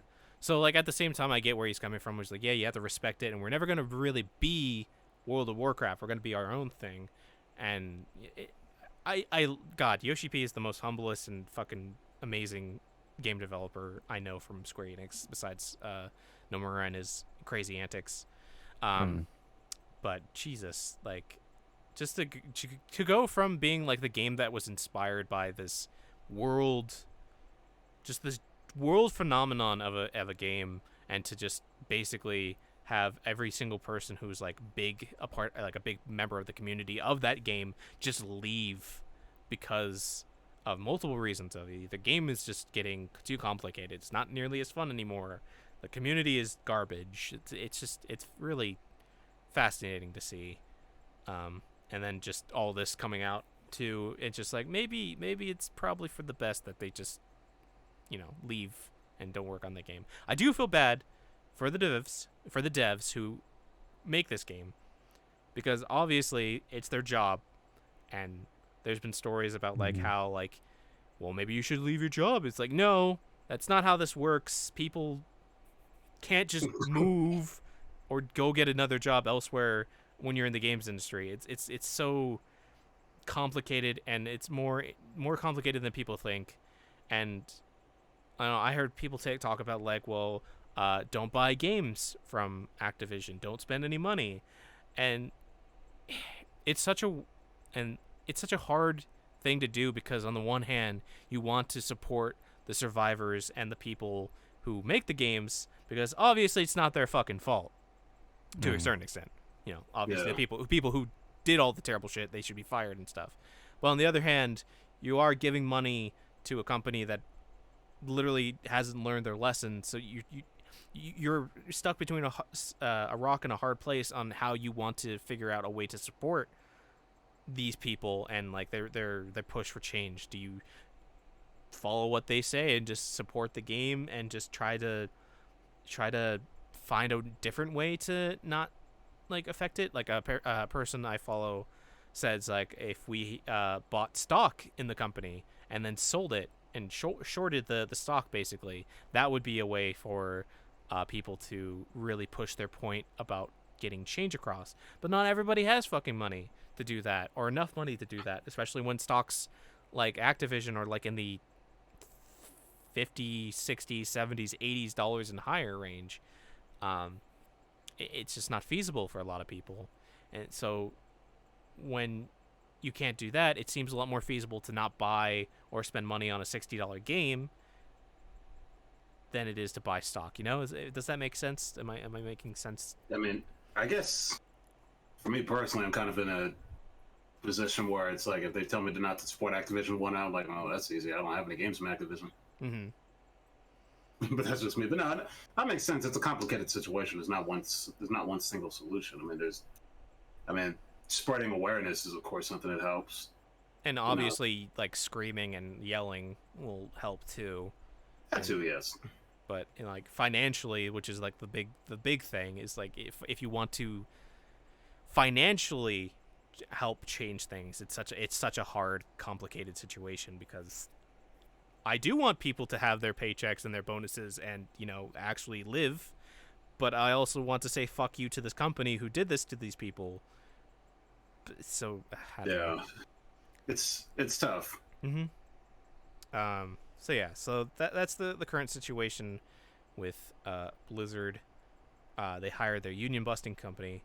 So we're gonna switch off briefly to a different bit of news, which is that Scarlett Johansson files lawsuit at Disney for possible breach of contract over Black Widow movie, and that she did not. And according to her contract, she basically was not told that the movie would be coming straight to Disney Plus Premium Pass, and therefore that is a breach of her contract, and that's why she should be paid for it. And people were upset not at Disney for breaching contract, but at Scarlett Johansson for doing so, saying that she was greedy and stuff. And no. If it don't matter how much money it is, if someone's taking your money, you get that shit back. Yes. Also, it's Disney. They can probably afford it. They have literal infinite money. Like, Disney is never going to not have infinite money. They need to, and Disney is also known for being shitty with their actors and stuff and not following their contracts. Look at Robin Williams with Aladdin, for instance. Yep. Famous example. Robin Williams did not want to do the genie for Aladdin, but did it because one, his kids wanted he wanted to make a movie for his kids because Disney was big, and two, he very clearly demanded for marketing that his name, his voice would not be on any of the marketing, and he would not be sold as like the big head of the movie, basically the tagline and like the reason to join it, because he respected voice actors, and he felt that like if he did that, voice actors in their craft would be looked down upon or just ignored. Which, hey, guess what? That's exactly what fucking happened. Space Jam is the perfect example with this, with the fact that the voice of Bugs Bunny, Daffy Duck, all the characters that were in that trailer were just credited towards the character, and Zendaya's Lola Bunny. Like, I mean, I don't know about you. I had no intention to see that movie until I found out that Zendaya was in it, and I'm like, okay, guys, come on. Come on. This is a me thing, though. That's always been a pet peeve of mine in animated movies when they put too much emphasis on who's doing the voice. That's been a pet peeve of mine since I was in high school, I think, because that was about the time that I remember I was becoming really jaded for that practice, because it kind of takes away from it. Like, it's one of the, I'm not saying that celebrities and Hollywood actors shouldn't do voiceover. It's just I don't like it when they get some of these people to do these voices simply for their name. Yeah. Whether they match the character or not. You know, like I always use old Disney movies as an example. It's like, well, for example, you guys have seen The Little Mermaid, right? Mm-hmm. Yeah. And have you seen Beauty and the Beast? Mm-hmm. Hold on. Are you talking about live action or animated? Yeah. Oh yeah, definitely. Yeah. Could you tell me who voiced Belle? No. No. Could you tell me who voiced Ariel? No. No. But a very talented person. But you remember the character, and yes, the actress. You know, lots of people. You know, it's easy to look up who it is. So she's, you know, they got lots and lots of respect. But you know, they just, you know, they didn't do that before. You know. Yeah, I mean, fucking Nomura has more respect for the Disney actors than Disney does, because he literally got as many of the original casts from all the Disney movies and worlds that he got to come back and reprise their roles. In English and Japanese. Yeah. Fuck. And by the way, Jodie Benson plays Ariel. And Pedro O'Hara plays Belle, in case you guys are curious. Like, fuck. Like, he even got the voice actress of Alice, who was like 80 at the time of the first Kingdom Hearts, to come and reprise her role. She's Alice and Wendy. Jesus fucking Christ. For both of those characters, yeah. They got her back. You know, some of those actors, of course, had to get imitators, because some of them went around it, and, you know, obviously Robin Williams wasn't it. Robin Williams wasn't going to do it, so they got Dan Harmon, is that his name? Dan Harmon? They got Simpsons man. What's his name again? Don Castellanello? Don Castellanello. Wow, I was way off. Okay, but yeah, they got him because he did the voice in the one of the straight to video movies in the animated series. Simpsons. And admittedly, they had to get somebody. That was a good choice, but yeah, it's interesting how they do that. You know, they put so much emphasis on these people doing the voices, and I'd always wonder, like, some of these parents, it's like do you guys really choose which movie to go see, animated movie to go see, based on who's in it? Some of them do, and people. Some of them. When you know the talent is good, like, yeah, but if it's just like if it's like a 20-person cast of just star, and none of those people are even shown in the trailer to like showcase their character or anything, it's like, oh, okay, clearly you just wanted to get these people because name recognition, brand recognition. That's all you wanted. Do that when, actually, I think they still do that when they would dub Studio Ghibli movies. Oh yeah. Yeah, they're like, we got so and so and so and so and so and so and so and so, and sometimes and a lot of times it was great casting, but it would always annoy me when they would put all this emphasis on the people doing the voices, and Miyazaki's name was like, a little bit in the corner. Yeah, still weird. Christian Bale was Howl, but Christian Bale is Howl. See, here's the thing. That's interesting. It's like I can see him playing Howl. He did a really good job. My problem is, why did they direct him to speak with an American accent when it takes place in England, and he's from England? Yeah, it's also weird that Batman Begins is like the next movie after that role. Yeah. It's like, it's like, that's the part I didn't understand. It's like he's Welsh. Why don't you just let him speak with his accent? Yeah, I don't know. And then they had Uma Thurman playing I forgot her name, from Nausicaa, the mean princess, as they call her, and she was perfect. She did a great job. And the woman that played Nausicaa, was it the same that played Kim Possible, I think? I think so. I feel like I heard that. Yeah, she was great as Nausicaa. But then you get, they call it, but then you get stuff like, Castle in the Sky, where they just got whoever was famous without any regard as to whether or not they would actually work for that character. Yeah. Like James Van Der Beek, James Van Der Beek, he's a really good actor, but Ponzer's like 12. He was not, Yeah. Spirited Away didn't have like a major cast, did it? They had a lot of famous voice actors in there, but they didn't put a big emphasis on the voice cast in that one. Like, for example, the dude from The Shield, Michael Chiklis. He played the father. Yeah, he played Chihiro's father, but they didn't market the whole movie around that fact. Or the guy that played the clock in Beauty and the Beast, I forgot his name already. Sorry, folks, I'm bad with names. I feel like I'm being a hypocrite right now. But anyway, he did the voice of one of the servants, the one that sang the song and whatnot. And then the actress that played Lilo from Lilo and Stitch, she played Chihiro. So they got a lot. And the woman from Hercules, I don't remember her character's name, but Meg, the actress played Meg. She was also in Porco Rosso, but yeah, she played Lean. So they got a lot of pretty good people. A hell of a voice cast. And dude that played Max from a Goofy movie, he's Haku. Oh, that's right. Yeah, that's right. Fuck. So they got lots and lots of really good, talented voice actors to do that one, and they didn't base it on their celebrity status. They based it on whose voice would fit this character. Yeah, and that's why it sounded so good. Yeah, the voice acting was so good. I mean, I've never had a problem with the acting in that movie. My only problem was all of the additional dialogue that they added to change the tone of certain scenes. But yeah, that's just a product. That was a product of 2000s. The fact that the dub came out as good as it was a miracle. For Cogsworth for Beauty and the Beast, it's David Ogden Stiers. Yes, yeah, he plays. I don't remember the name of the character he plays in Spirited Away because I don't even know if he's ever given a name. But he's one of the servants. See if I can find him. The one he's in a few scenes. And even this motherfucker, they even brought like literally everybody. He also voiced Cogsworth in Kingdom Hearts 2, like every single voice actor possible. Yeah, and I think Alan Young did Scrooge. I think in Kingdom Hearts 2, didn't he? Yeah. That was one of the last times he did that role because the last time Alan Young played Scrooge was the remastered game. Before David Tennant got the role. David Tennant is perfect. The best possible replacement they could have gotten, by the way. Absolutely. Fantastic. Yeah, he plays Kamaji. I don't know who that was, but yeah, that's who Cogsworth plays. That's right. The guy that was ordering them like where they had to go and whatnot. Yeah. It's just yeah. And Disney. Oh wait, no. Sorry, Kamaji's the dude with all the arms, right? Oh, okay. Oh, interesting. Okay. Was that Kamaji? Yeah. Maybe. I think that was his name. I haven't watched Spirited Away in a very long time, so I'm just going to say yes to it. Yeah, that was it. That's the dude with all the arms.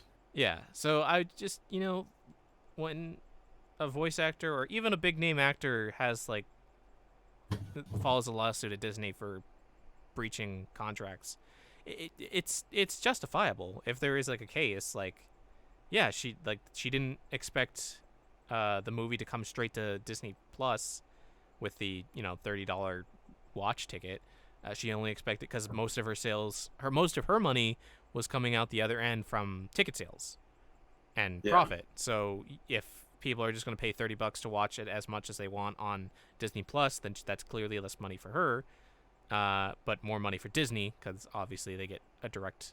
They don't have to go through a studio. They get the direct amount of money straight to them. So yeah, it's bullshit.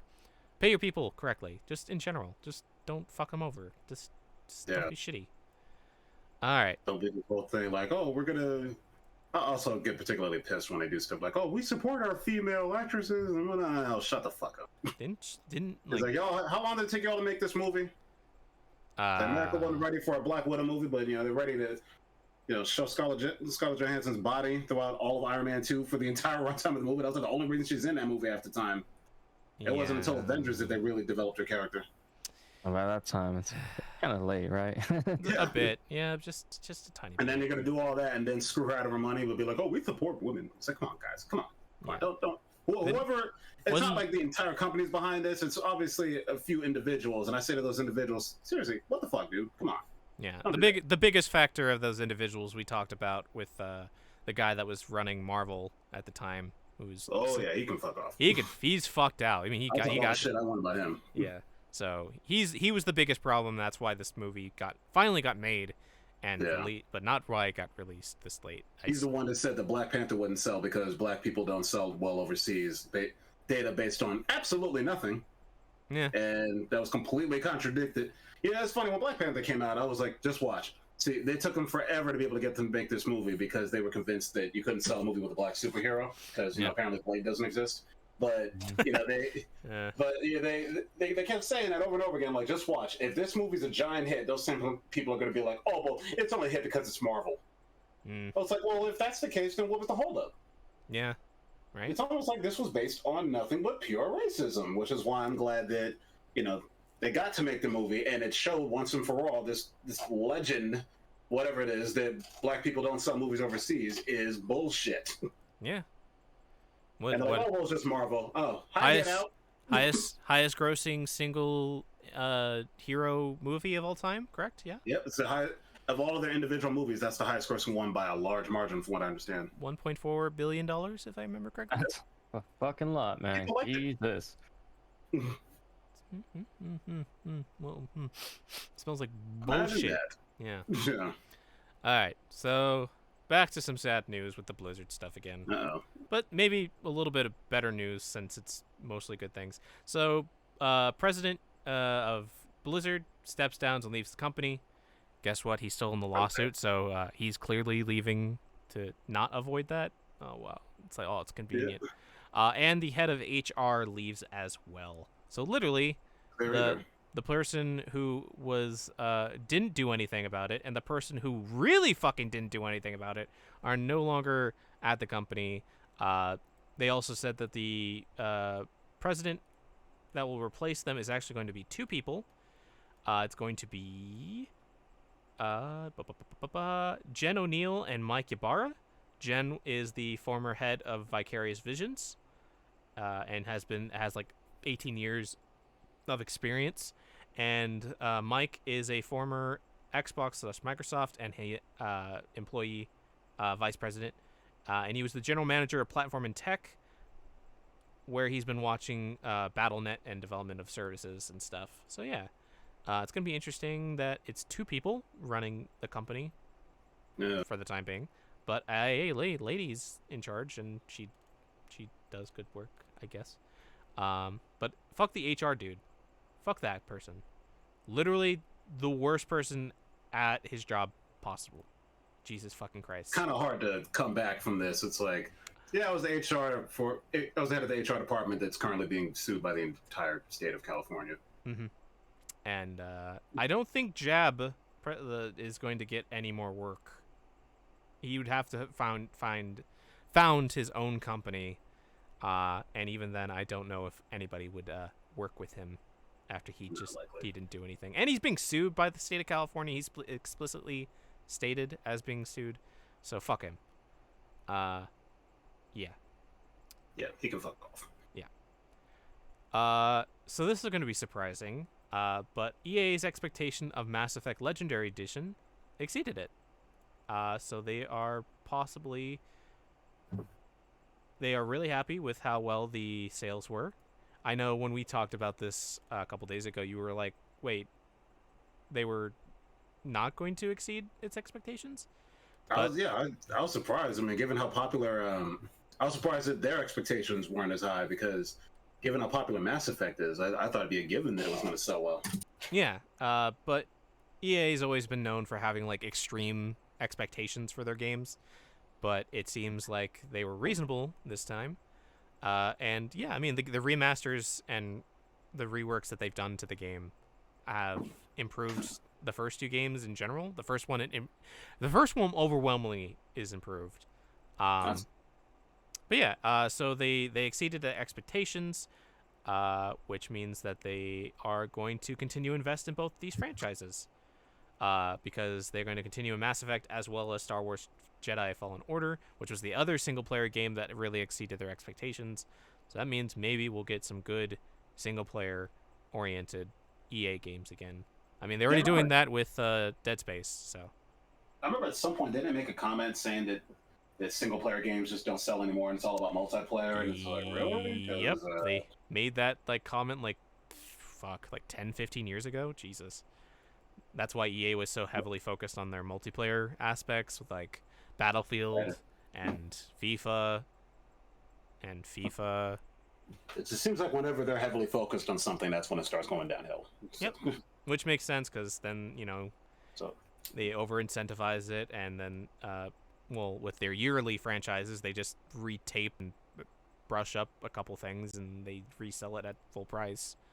And, after so many years, I feel like people get sick of being sold the same game over and over and over again.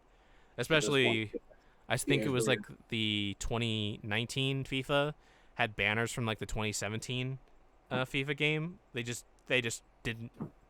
forgot to take those out. So it's literally just they just took the engine and the game and the script from 2017's FIFA and just put new skin over it, and that's it. Lazy work. So yeah, good. I'm very excited for the Star Wars game. I'm very excited to see what Mass Effect 4 looks like, and hopefully the new Dragon Age game does just as well and is good as well too. So that way, didn't you beat the whole trilogy? I did beat the whole trilogy. I shot the kid at the end of the third game, and I got the I didn't know there was a fourth ending. Funnily enough, it was like a Nier-esque Yokotaro-esque ending. Well, it's so okay. Do you care about spoilers, either of you? I am never gonna play that Mass Effect. I'll play them eventually, but it'll be a while. So okay, so Mass Effect 3 has the infamous ending of the three colors. Oh yeah, that I know about. Which is the ending. The first ending is you destroy. You use the machine to destroy the Reapers, and but at the cost of your life. The second option is that you take control of the machine, take control of the Reapers, and basically integrate them as part of the system, and basically convert all organic life into cybernetics and stuff, thus saving the galaxy and stopping the constant invasion. Or the third option is, I don't remember. Actually, I'm gonna look this up. What were the endings? The endings of Mass Effect 3 explained. Decisions from the first and second game affect the ending. The decisions of the first and second game affect your survival rate for certain characters. The first game plays parts into the suicide mission in the second game, but all the side quests affect the global readiness of the third game.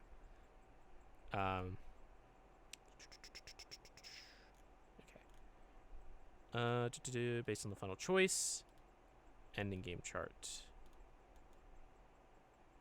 Choice. What the fuck? Oh, it does. I didn't know that it actually has like a a number. Okay. I want destruction. Okay, so these are the three choices. Destruction, which is destroy the Reapers, and which is the color red. Control is control the Reapers, which is on the blue. Or synthesis, which is synthesizing organics and synthetics together, which is green. So, I was looking at it and listening to it, and I'm like, no, none of these options seem great. So I was just walking, and because Shepard is like walking really slowly in the sequence, and it's like a really far corridor. I was like, I don't really want to do any of these, and so the thought came into my head. It's like, I still have access to my gun. So I aim the gun, seeing like, oh yeah, I can still shoot it. So I turn around to the small child that was talking to me. It's like, what happens if I just shoot the kid? Like, is it gonna do it? Like, understand anything? So I shoot the kid once, just to test it, and then it immediately goes into a cutscene where the kid gets really angry, and it just starts the ending credit sequence. And I'm like, huh? It doesn't tell me anything that happened. It doesn't tell me like what the fate of humanity is or what like it led. It just goes straight into the post-credits cutscene, like the credits and then the post-credit cutscene of the kid talking to the lady about the legend of Shepard and stuff. And boy howdy, I did not expect that to happen. So I just had a really unsatisfying ending to that game. So yeah.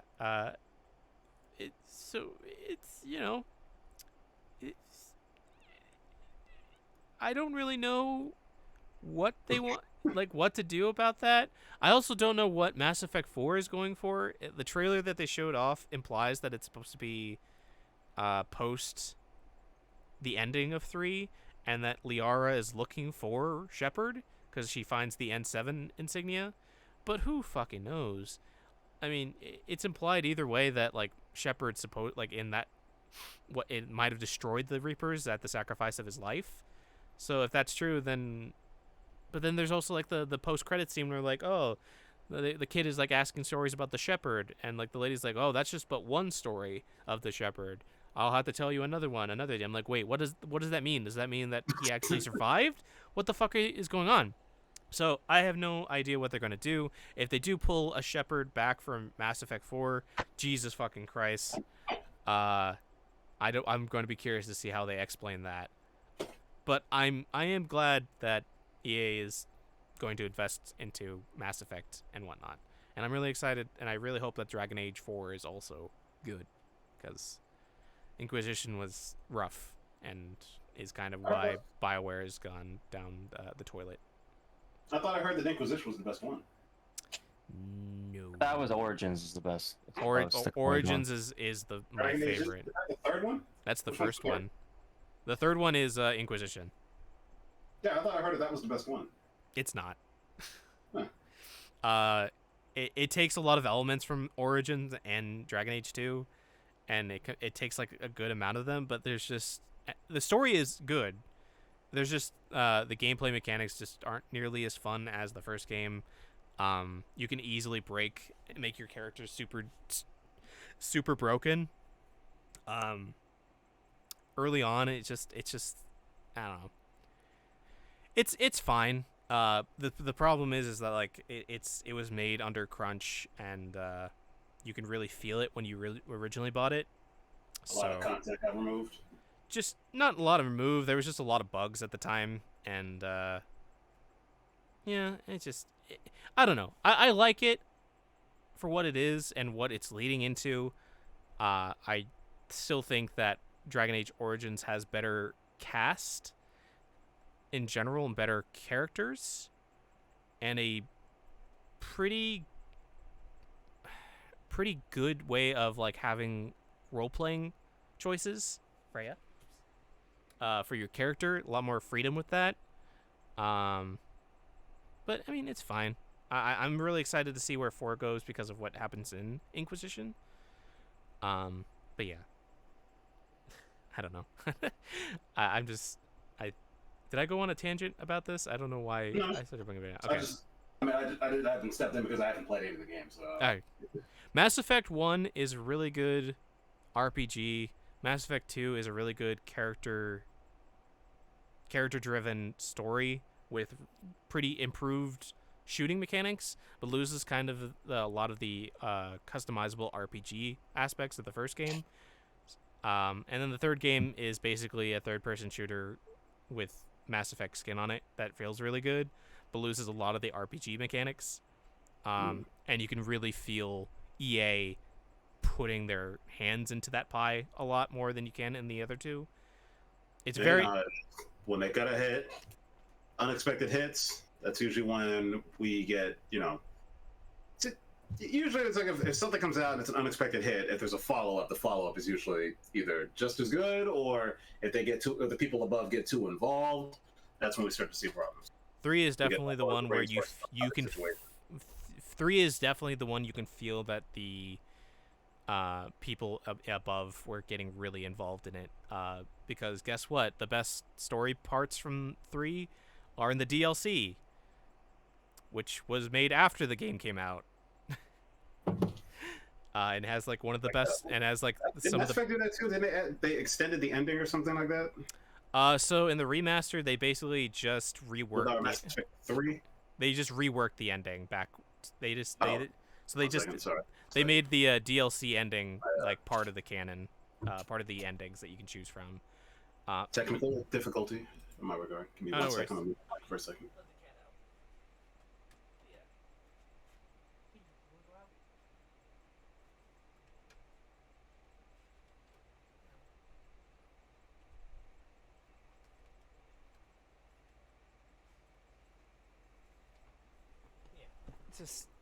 Which I don't know what the actual change to the ending is. So, there was a lot of things. Okay, yeah, I think you just cut out a lot. After Greg said he had technical problems. Oh, I went to open the door, so I was away from the mic. Oh, okay. I thought something got cut off. Sorry. No, we're good. There's a lot of things happening on my end right now that I gotta keep up with. Playing Genshin? Is that why? No, I'm not playing Genshin right now. I'm just I have to pick up one of my good friends tomorrow at the airport. I have to schedule this thing with my workplace where, hey guys, I'll be gone for like an hour or so. Yeah, and I have to notify them, send emails and stuff. So I have to be a little busy. So sorry. No worries, you're good. Okay. I did catch a good deal of that. You're talking about Mass Effect and welcome DLC back, Craig. Coming up. And welcome back, Craig. Sorry. No, that's cool. My AirPods. I was trying to just have one AirPod in because the batteries are getting a little low, but we only have a couple of topics left, so I think I'll be fine. But I disconnected it from my computer. Yeah. So I don't know what the changes to the ending were. I just remember them being really bad. But I also heard about like how the original ending for 3 was basically leaked. Then the head writer and the rest of the writers locked themselves into a writing room for like a couple hours, and then they came up with the ending that is this currently, which is the 3 endings that you choose after only like a couple hours. So people were upset about that. So I have absolutely no idea what the changes to the actual ending are. But it like I said, I got the most stupidest ending because I shot the child, and I didn't know that was a choice. So, I guess I will find out when I import my Mass Effect trilogy save into Mass Effect 4 and find out what happens. If you try to start it over, you have to do an entire like hour-long sequence again, and I'm like, I'm not gonna go back just to choose an ending. So. So we're going to go back to the Blizzard stuff, which is Coca-Cola and State Farm are looking at removing sponsorships from the Overwatch League in regards to the lawsuit, which... Surprise there. Yeah. This would probably be a good choice if a bunch of sponsors and stuff just took money, because, again, us as individuals can't do much, but corporations can. So... Yeah, hit them where it hurts, and that's their wallet. Yep. Nothing really much to say about that, and that it's like, hey, if your sponsors for your esports league are thinking about it, maybe you should probably address this problem with the actual demands that the people want, instead of just, you know, brushing aside or having your head of what was it, the lady that was in charge of like not HR but like communications and stuff, who was a former Bush administration employee. Just, you know, just get them out of there. Yeah. It's also really weird finding out there was like a bunch of like Republican people working in the executives part of this company. So Too surprised there. yeah. So co-founder of Fulbright Studio, which is the studio that brought us what is that game? Fulbright. Right. Games. Tacoma, and what was that game that they did? That was the Gone Home. God, that was the game. He steps down after allegations of people, like, basically similar complaints to the Blizzard stuff, but not nearly as bad. No sexual allegations, just more of very controlling and very just mistreating employees, particularly women. Just so the reason why I brought this story up is not to compare them. It's to state that, hey, indie games studios can also have these problems. Not every indie studio or indie creator is infallible just because they're smaller. There's the game industry as a whole has this problem of just dudes in control of video games making bad choices and mistreating people badly. It sucks, you know. It just sucks. never ends. It really never ends. People behave like this and they get away with it for so long, and it's like, you know, some of these people have kids of their own, and it's like, Right? how do you treat somebody like this and then just be like, you know, what if somebody treated your own kid like that? Would you be like, oh, but don't take it personally? That's just how it is, you know. I hate that. It I hate shouldn't. that so That's much. not how it should be, though. Like, I don't understand. It's Hopefully, with all these things, you know, all these allegations and companies finally like exposing all this, it'll be like a huge. Hopefully, I'm just hoping. Please don't like be cynical. I hope there'll be like good changes going forward about stuff like this. When you're being sued by the state that is the second largest economy in the entire country, I feel like something has to come out of this besides just Yeah. you know, a large amount of money. Right. Especially when it just came out of nowhere. I still found it really weird that this lawsuit just dropped out of nowhere with nobody knowing that it was going to happen. But hey, 2-year investigation. So yeah, indies are not immune to this. The game industry as a whole is a problem. Yes. All right, some a little bit happier news for the rest of this news podcast. Except for the last story, which is going to be weird. Jason Momoa, who is set to be star in the Doom movie, wants a director's cut of said movie. So basically, this is Jason Momoa saying, hey, I think I want to see a Snyder Cut version of Doom. The one coming out? The one coming out, yes. Oh, that's a good sign. Well, here's come out yet in order to be like, well, enjoy it in theaters. You're gonna have to watch it again. So here's the thing. This is not. He's not saying that it's bad. He's just saying that he would like. He's just saying that he would like to see the 6-hour version of the like everything. He wants everybody to see the entire. Every single footage that they shot. Basically, it was really like. It's possible. I mean, you know, with streaming. Yeah, and I mean, he's obviously put the seed in place so that when the movie does come out, it's like, well, clearly, we should see the full 6-hour project with everything in it. Yeah, so I mean, again, this movie is also covering only half of the novel, and is already running at like 2.5 hours. So. At the same time, it is Dune, and I would like to see like maybe like a mini series about this with the budget of the movie.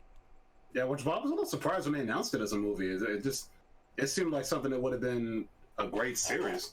Yeah.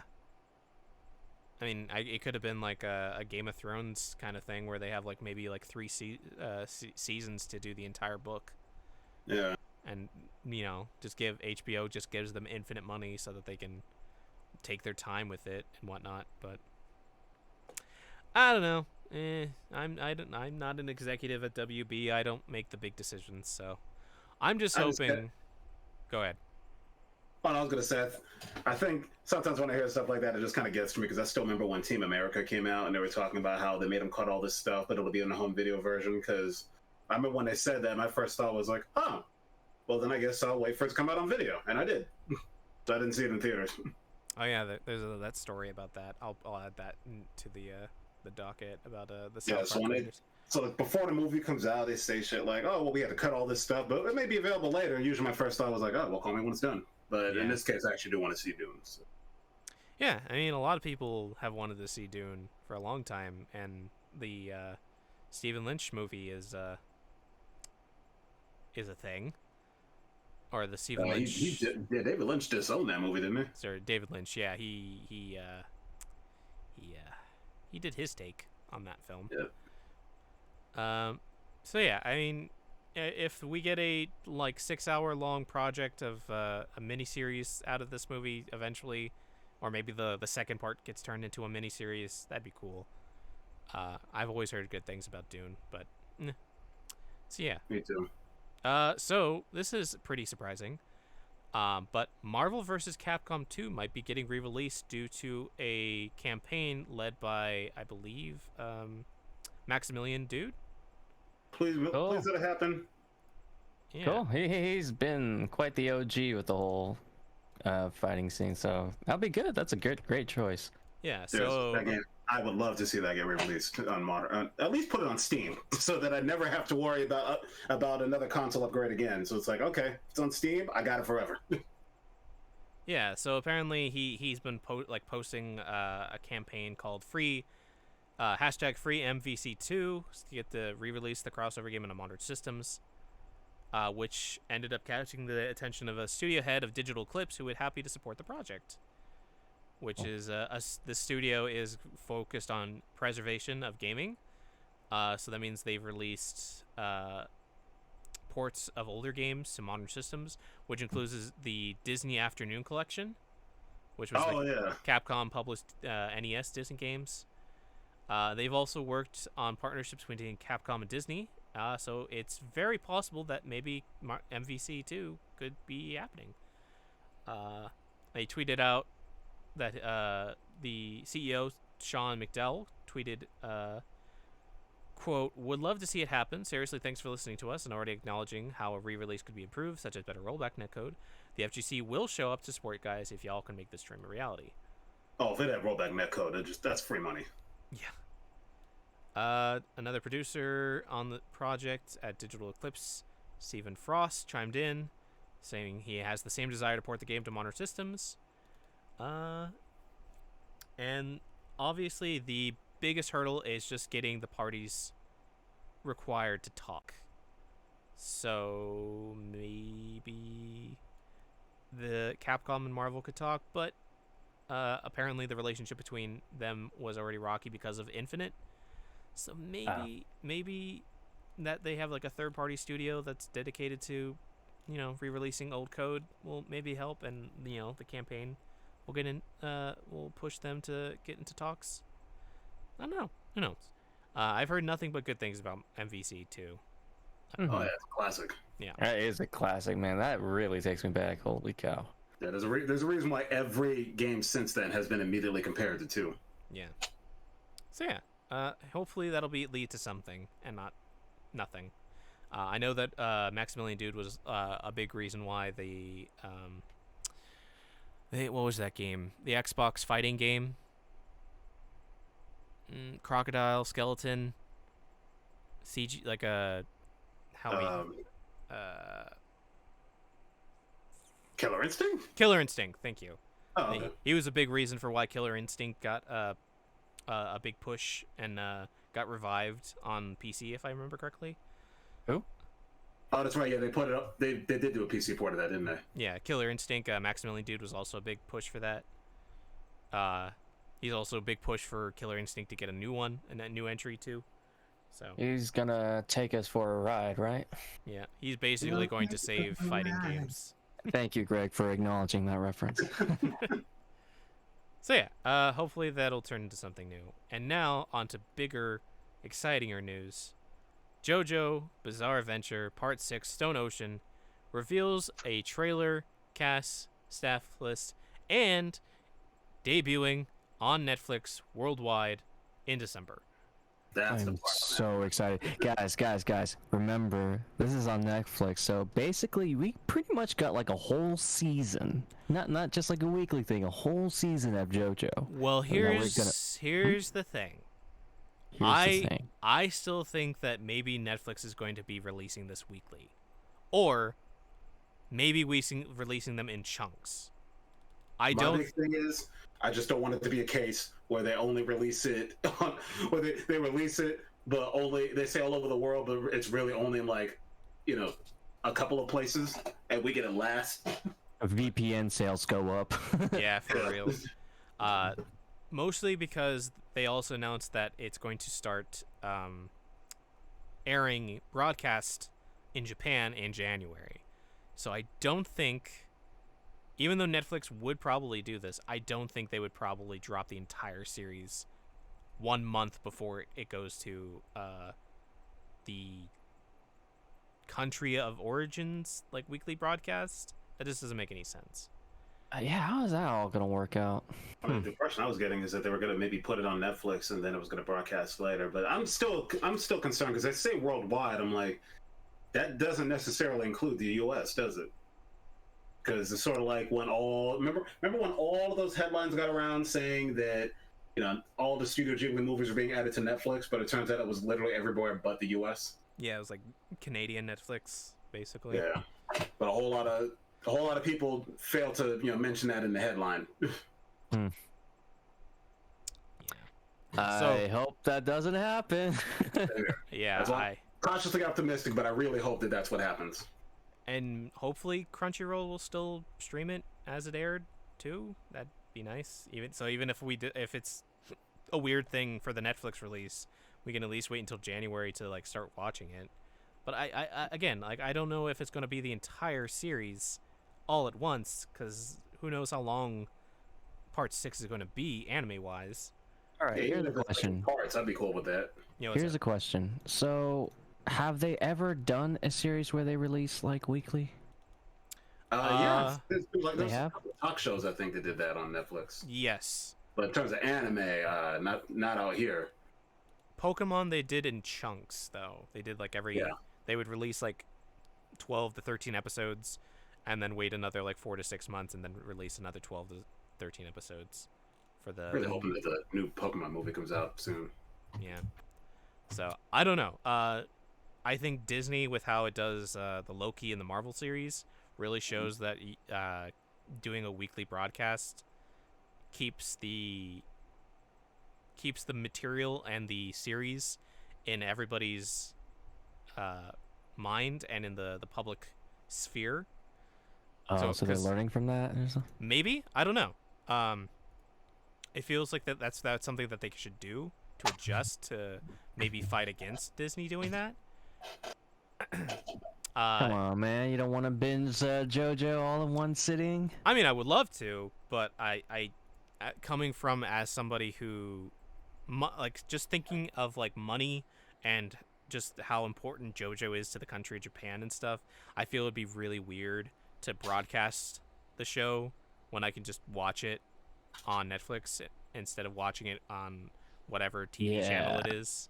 Yeah. Even if Netflix played like a shit ton of money, like you got to think like, well, what happened to the TV studios, like the TV channels that brought this? Like, how do they get fucked over in this? So it's like, I wonder if it's basically just got the rights to stream it a month early, so that they can get people to watch Netflix, so that they can get to JoJo as soon as possible, so that you can so by the time it airs in Japan in January, people who are already watching it weekly on Netflix are like episode 5 and more. That makes sense. Yeah.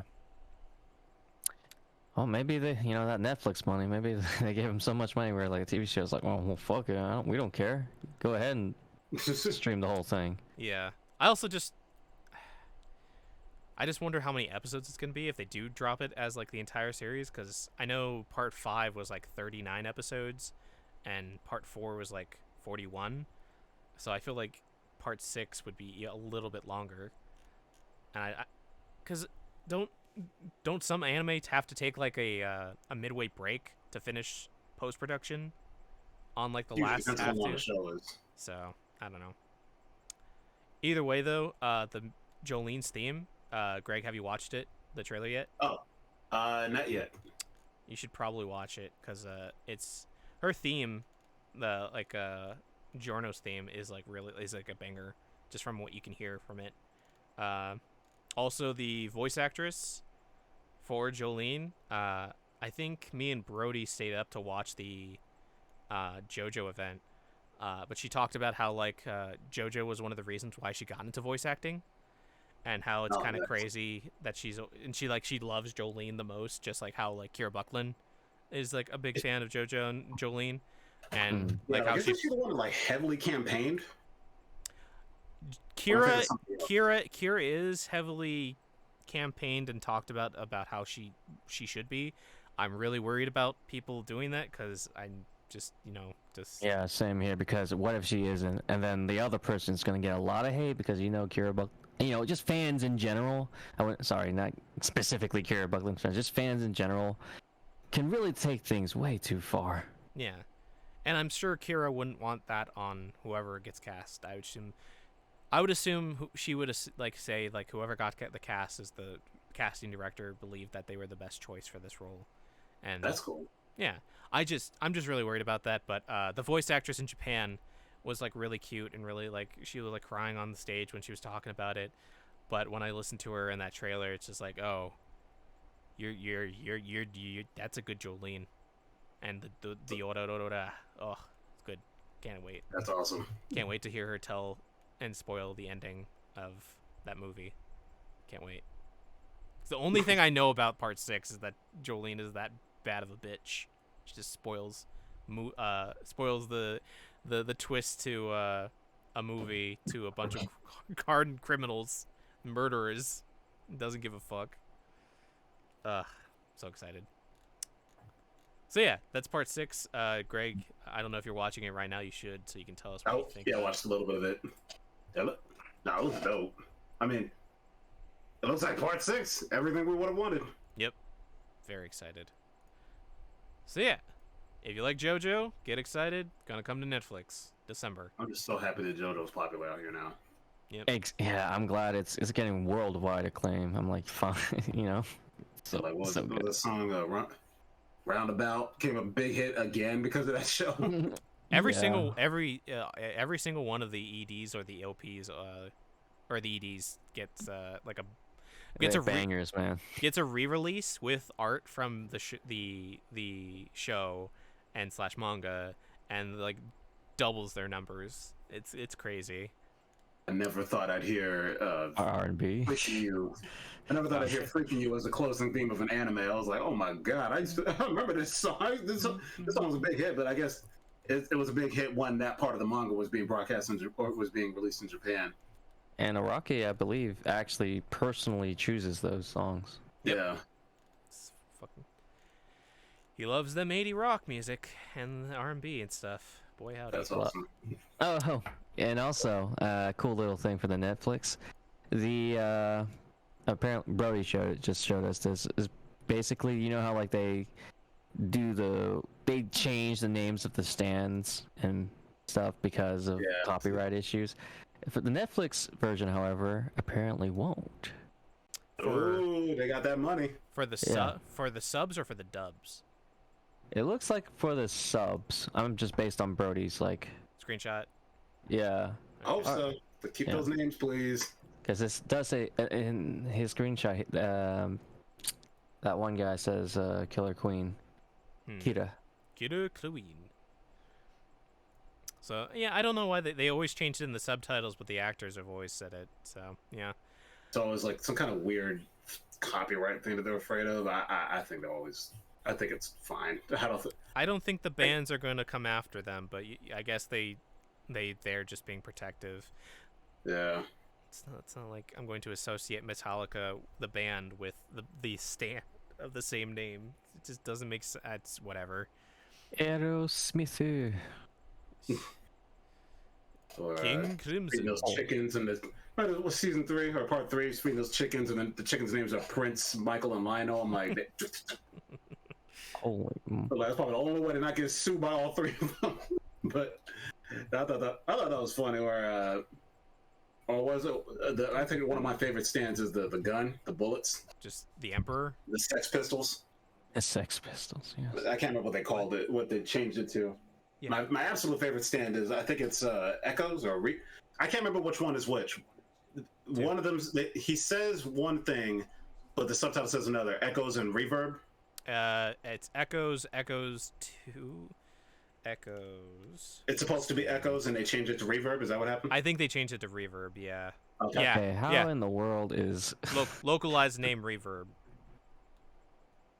So, that's so weird? which is weird because it's a Pink Floyd song, and both. I mean, aren't they both? Isn't there a Pink Floyd song that's also called Echoes? I don't know. Mm-hmm. Been a while since I listened to Pink Floyd. Oh,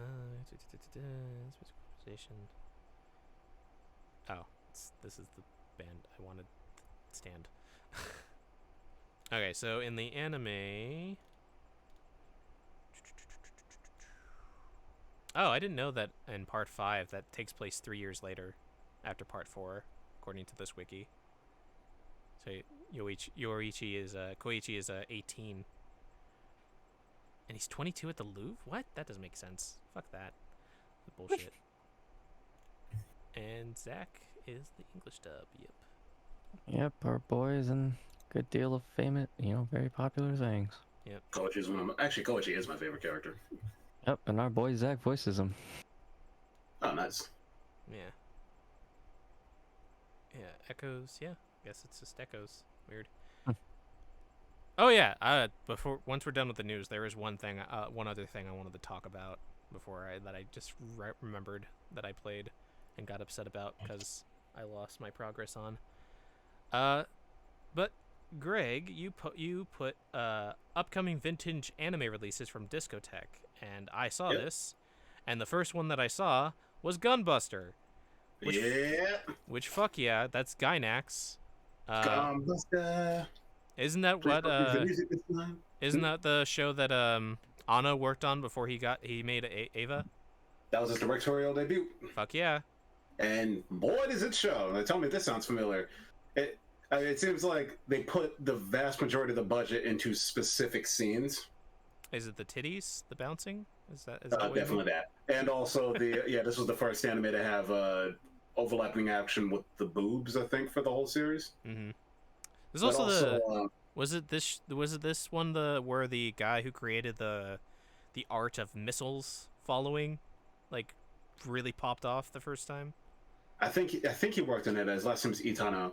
Macross is the one that really made him famous. Right. But Gunbuster, I'm sure he worked on it because I think he and Anna have worked together before. But yeah, but no, Gunbuster, yeah, that came out in the late '80s, mid to late '80s, I think. Ooh, and yeah, I think so. There's only a few. It's fun. There's only a few giant robot fights, and some of them they're limited. A lot of the actions implied, but then there's at least a couple where they went all out, particularly. Episode 5, they went all out. To this day, that is one of the most spectacular mech battles of all time. It's amazing. Yep. It's also, Charles, it's also one of the series that inspired Gurren Lagann. Yep.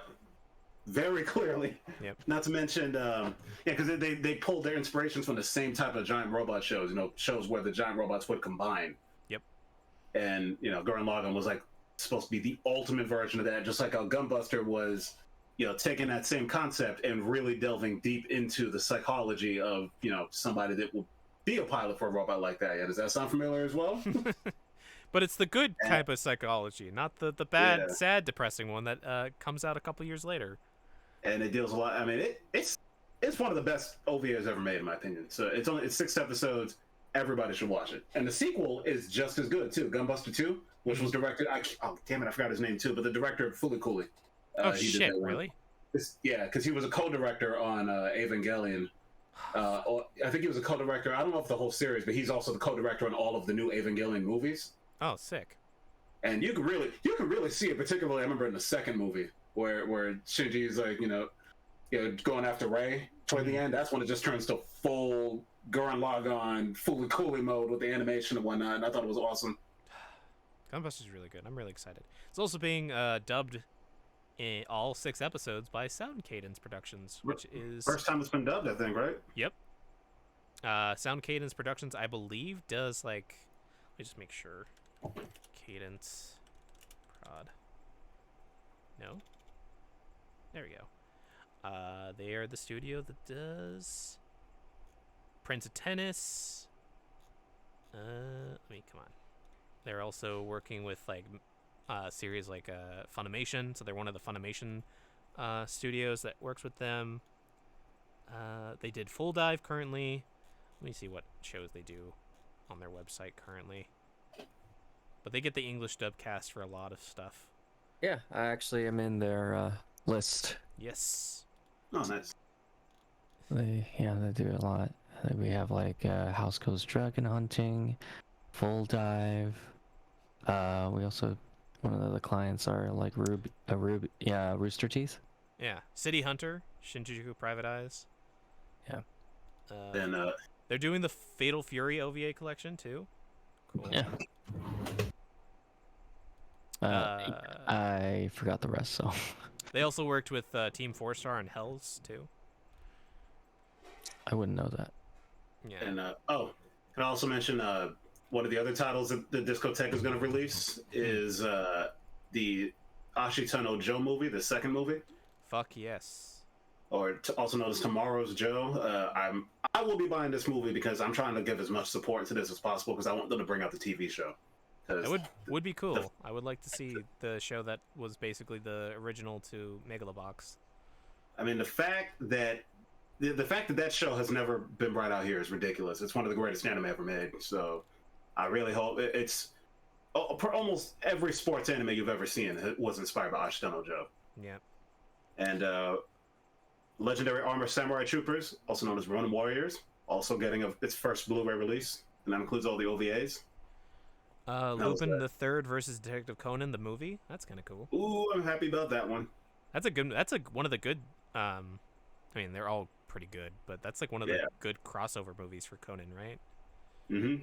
Damn. Looking for that one. Mystery of Mamo, the first Lupin the Third movie is getting its release. Yeah, because contrary to popular belief, Castle Cagliostro was not the first Lupin movie. No. The Mystery of Mamo was.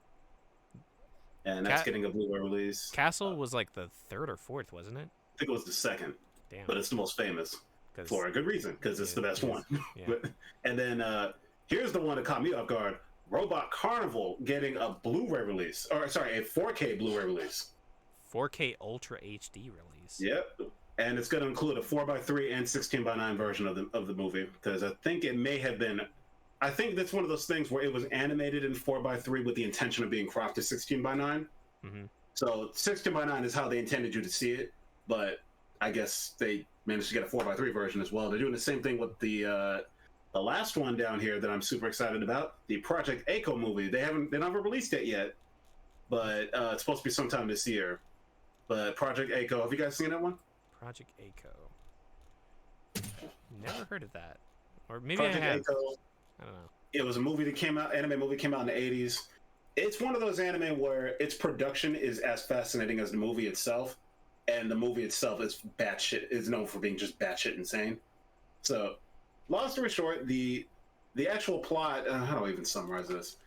There's a girl, her name is Eiko, she's super strong, her best friend is named Seiko, and Biko is jealous, so she's trying to separate them. And meanwhile, there's a war, there's aliens, there's robots, everything ever in every anime ever happens in this. It's like they took every anime from the 80s and just put it into one crazy ass movie. And you know what the craziest part is? This was supposed to be a hentai. Weird. Yep, this started production out as a hentai, as an episode of Creamy Lemon, which is an old hentai series from back in the day. But they just kept coming up with all these ideas, and a lot of the people that worked in it were pretty young too. It was mostly newcomers working on it, and a lot of them went on to be super famous in the industry. But yeah, and on top of that, the music was done in Hollywood, or it's done in L.A. out here. Yeah. What? All the music was produced out here. I don't know how that happened, but there's a documentary on the movie that I'm sure it's going to explain that.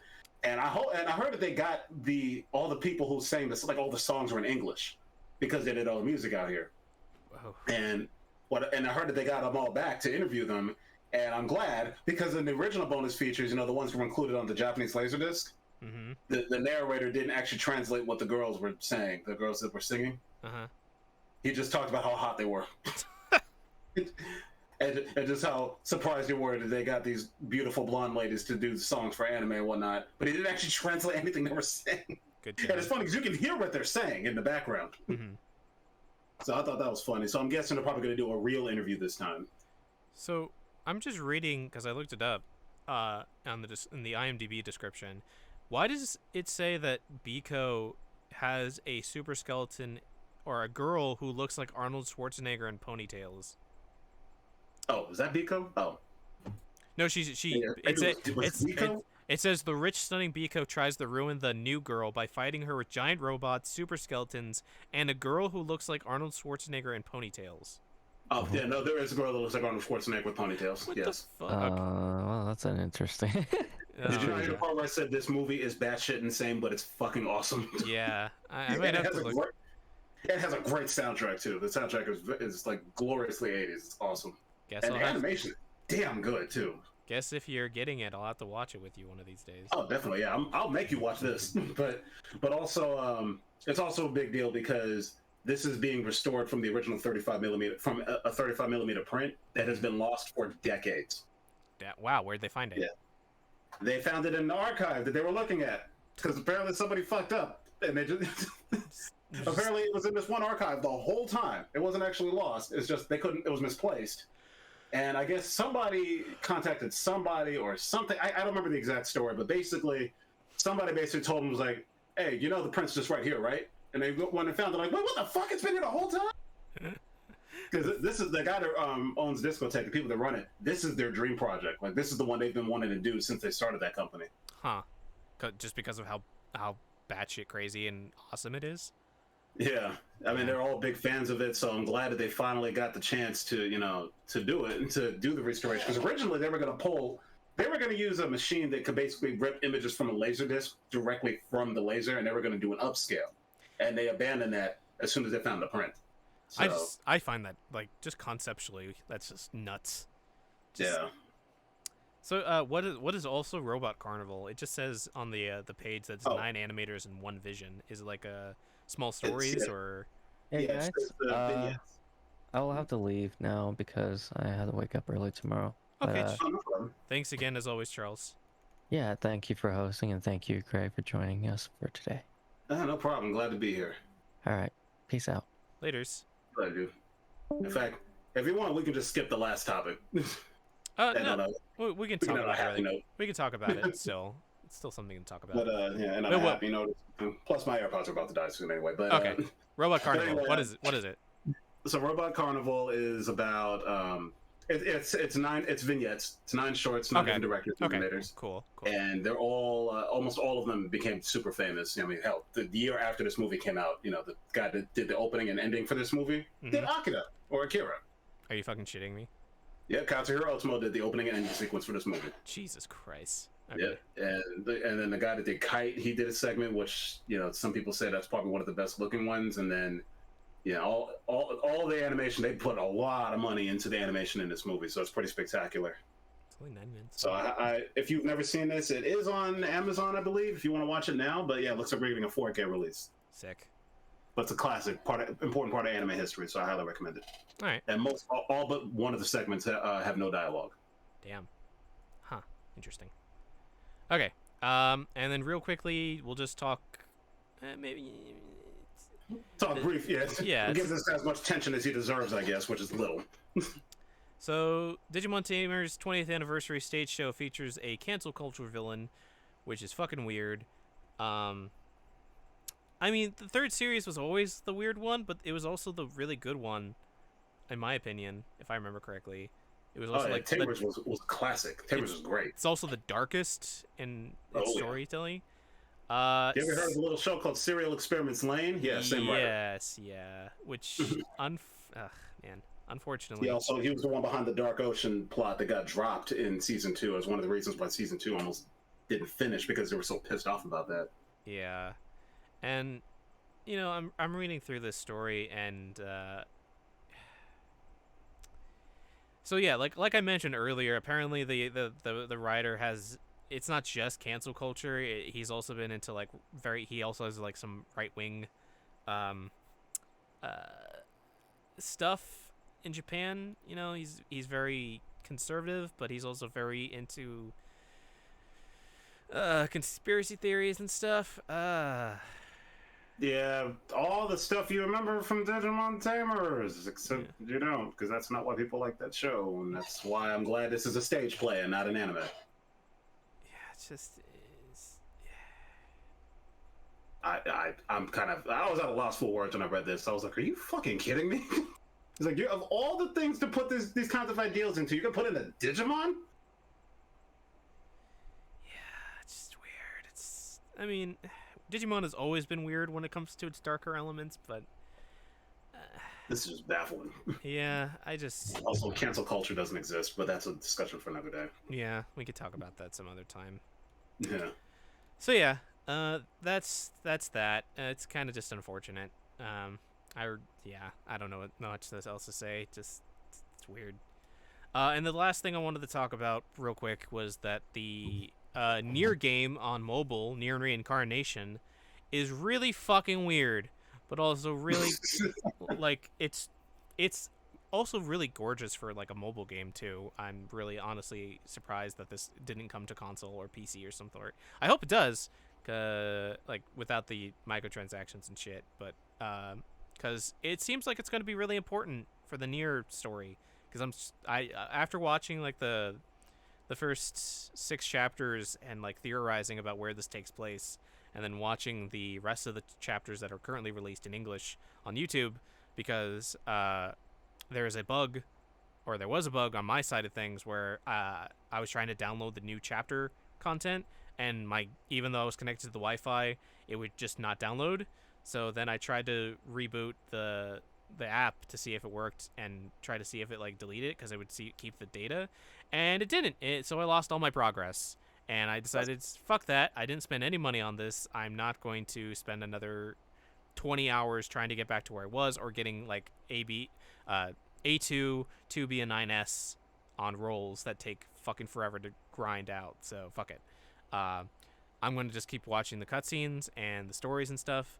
But it seems to be like the whole concept is that you're basically playing and seeing certain weapon stories that like in Nier Automata, there was each weapon has like a story associated with it, and when you upgrade it, you find out about it. So it's basically just taking those stories and just making them into like a storybook kind of thing. But the gameplay is that something is going wrong with these stories and is infecting them. And so you basically have to fight the monsters that are infecting them to correct what the story was. So it's really interesting.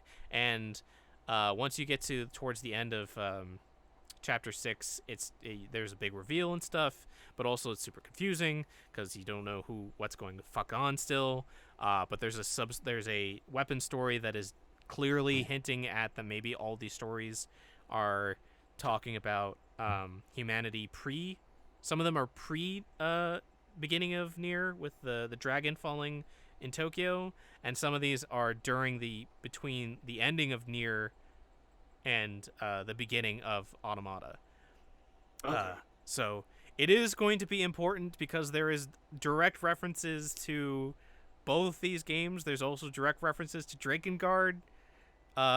So shit's just really it's really weird. I'm excited to see where it goes because Yoko Taro is writing everything for this, so it means that it's going to be weird and sad, and it's going to be it's just really fucking weird. Check it out on mobile. I'm not sponsored. If you're curious about it, it's fun. Just don't spend money on it. So yeah, that is all I wanted to say because I forgot that it was what I was playing and I got upset because I lost all my data. So yeah. Oh, I can understand it upsetting you, yes. Yeah, because I put like hours and hours of playing that. So yeah. All right, so that is going to do it for the podcast. I kind of have an idea of what I want to title it. I just got to find the name.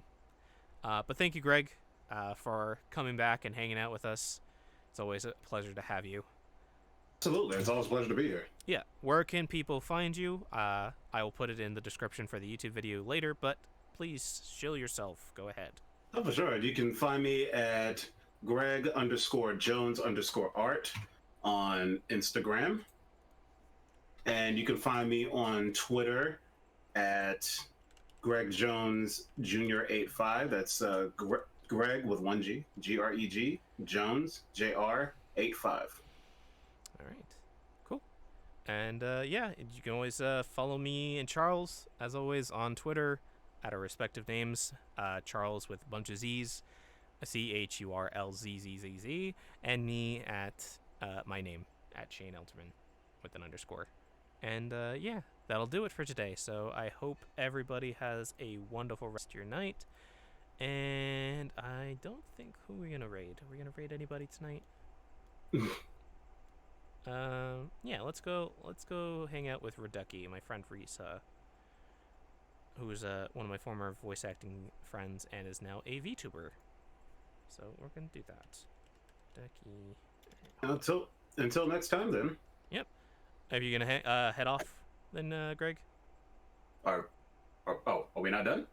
we are done. I'm just asking if you're gonna head off as soon as we're done.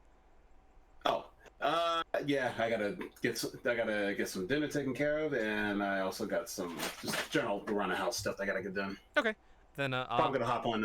Actually, I'm definitely gonna hop on FF14 later, though. Okay, I'll see you when talk to you when we do 14 then later tonight.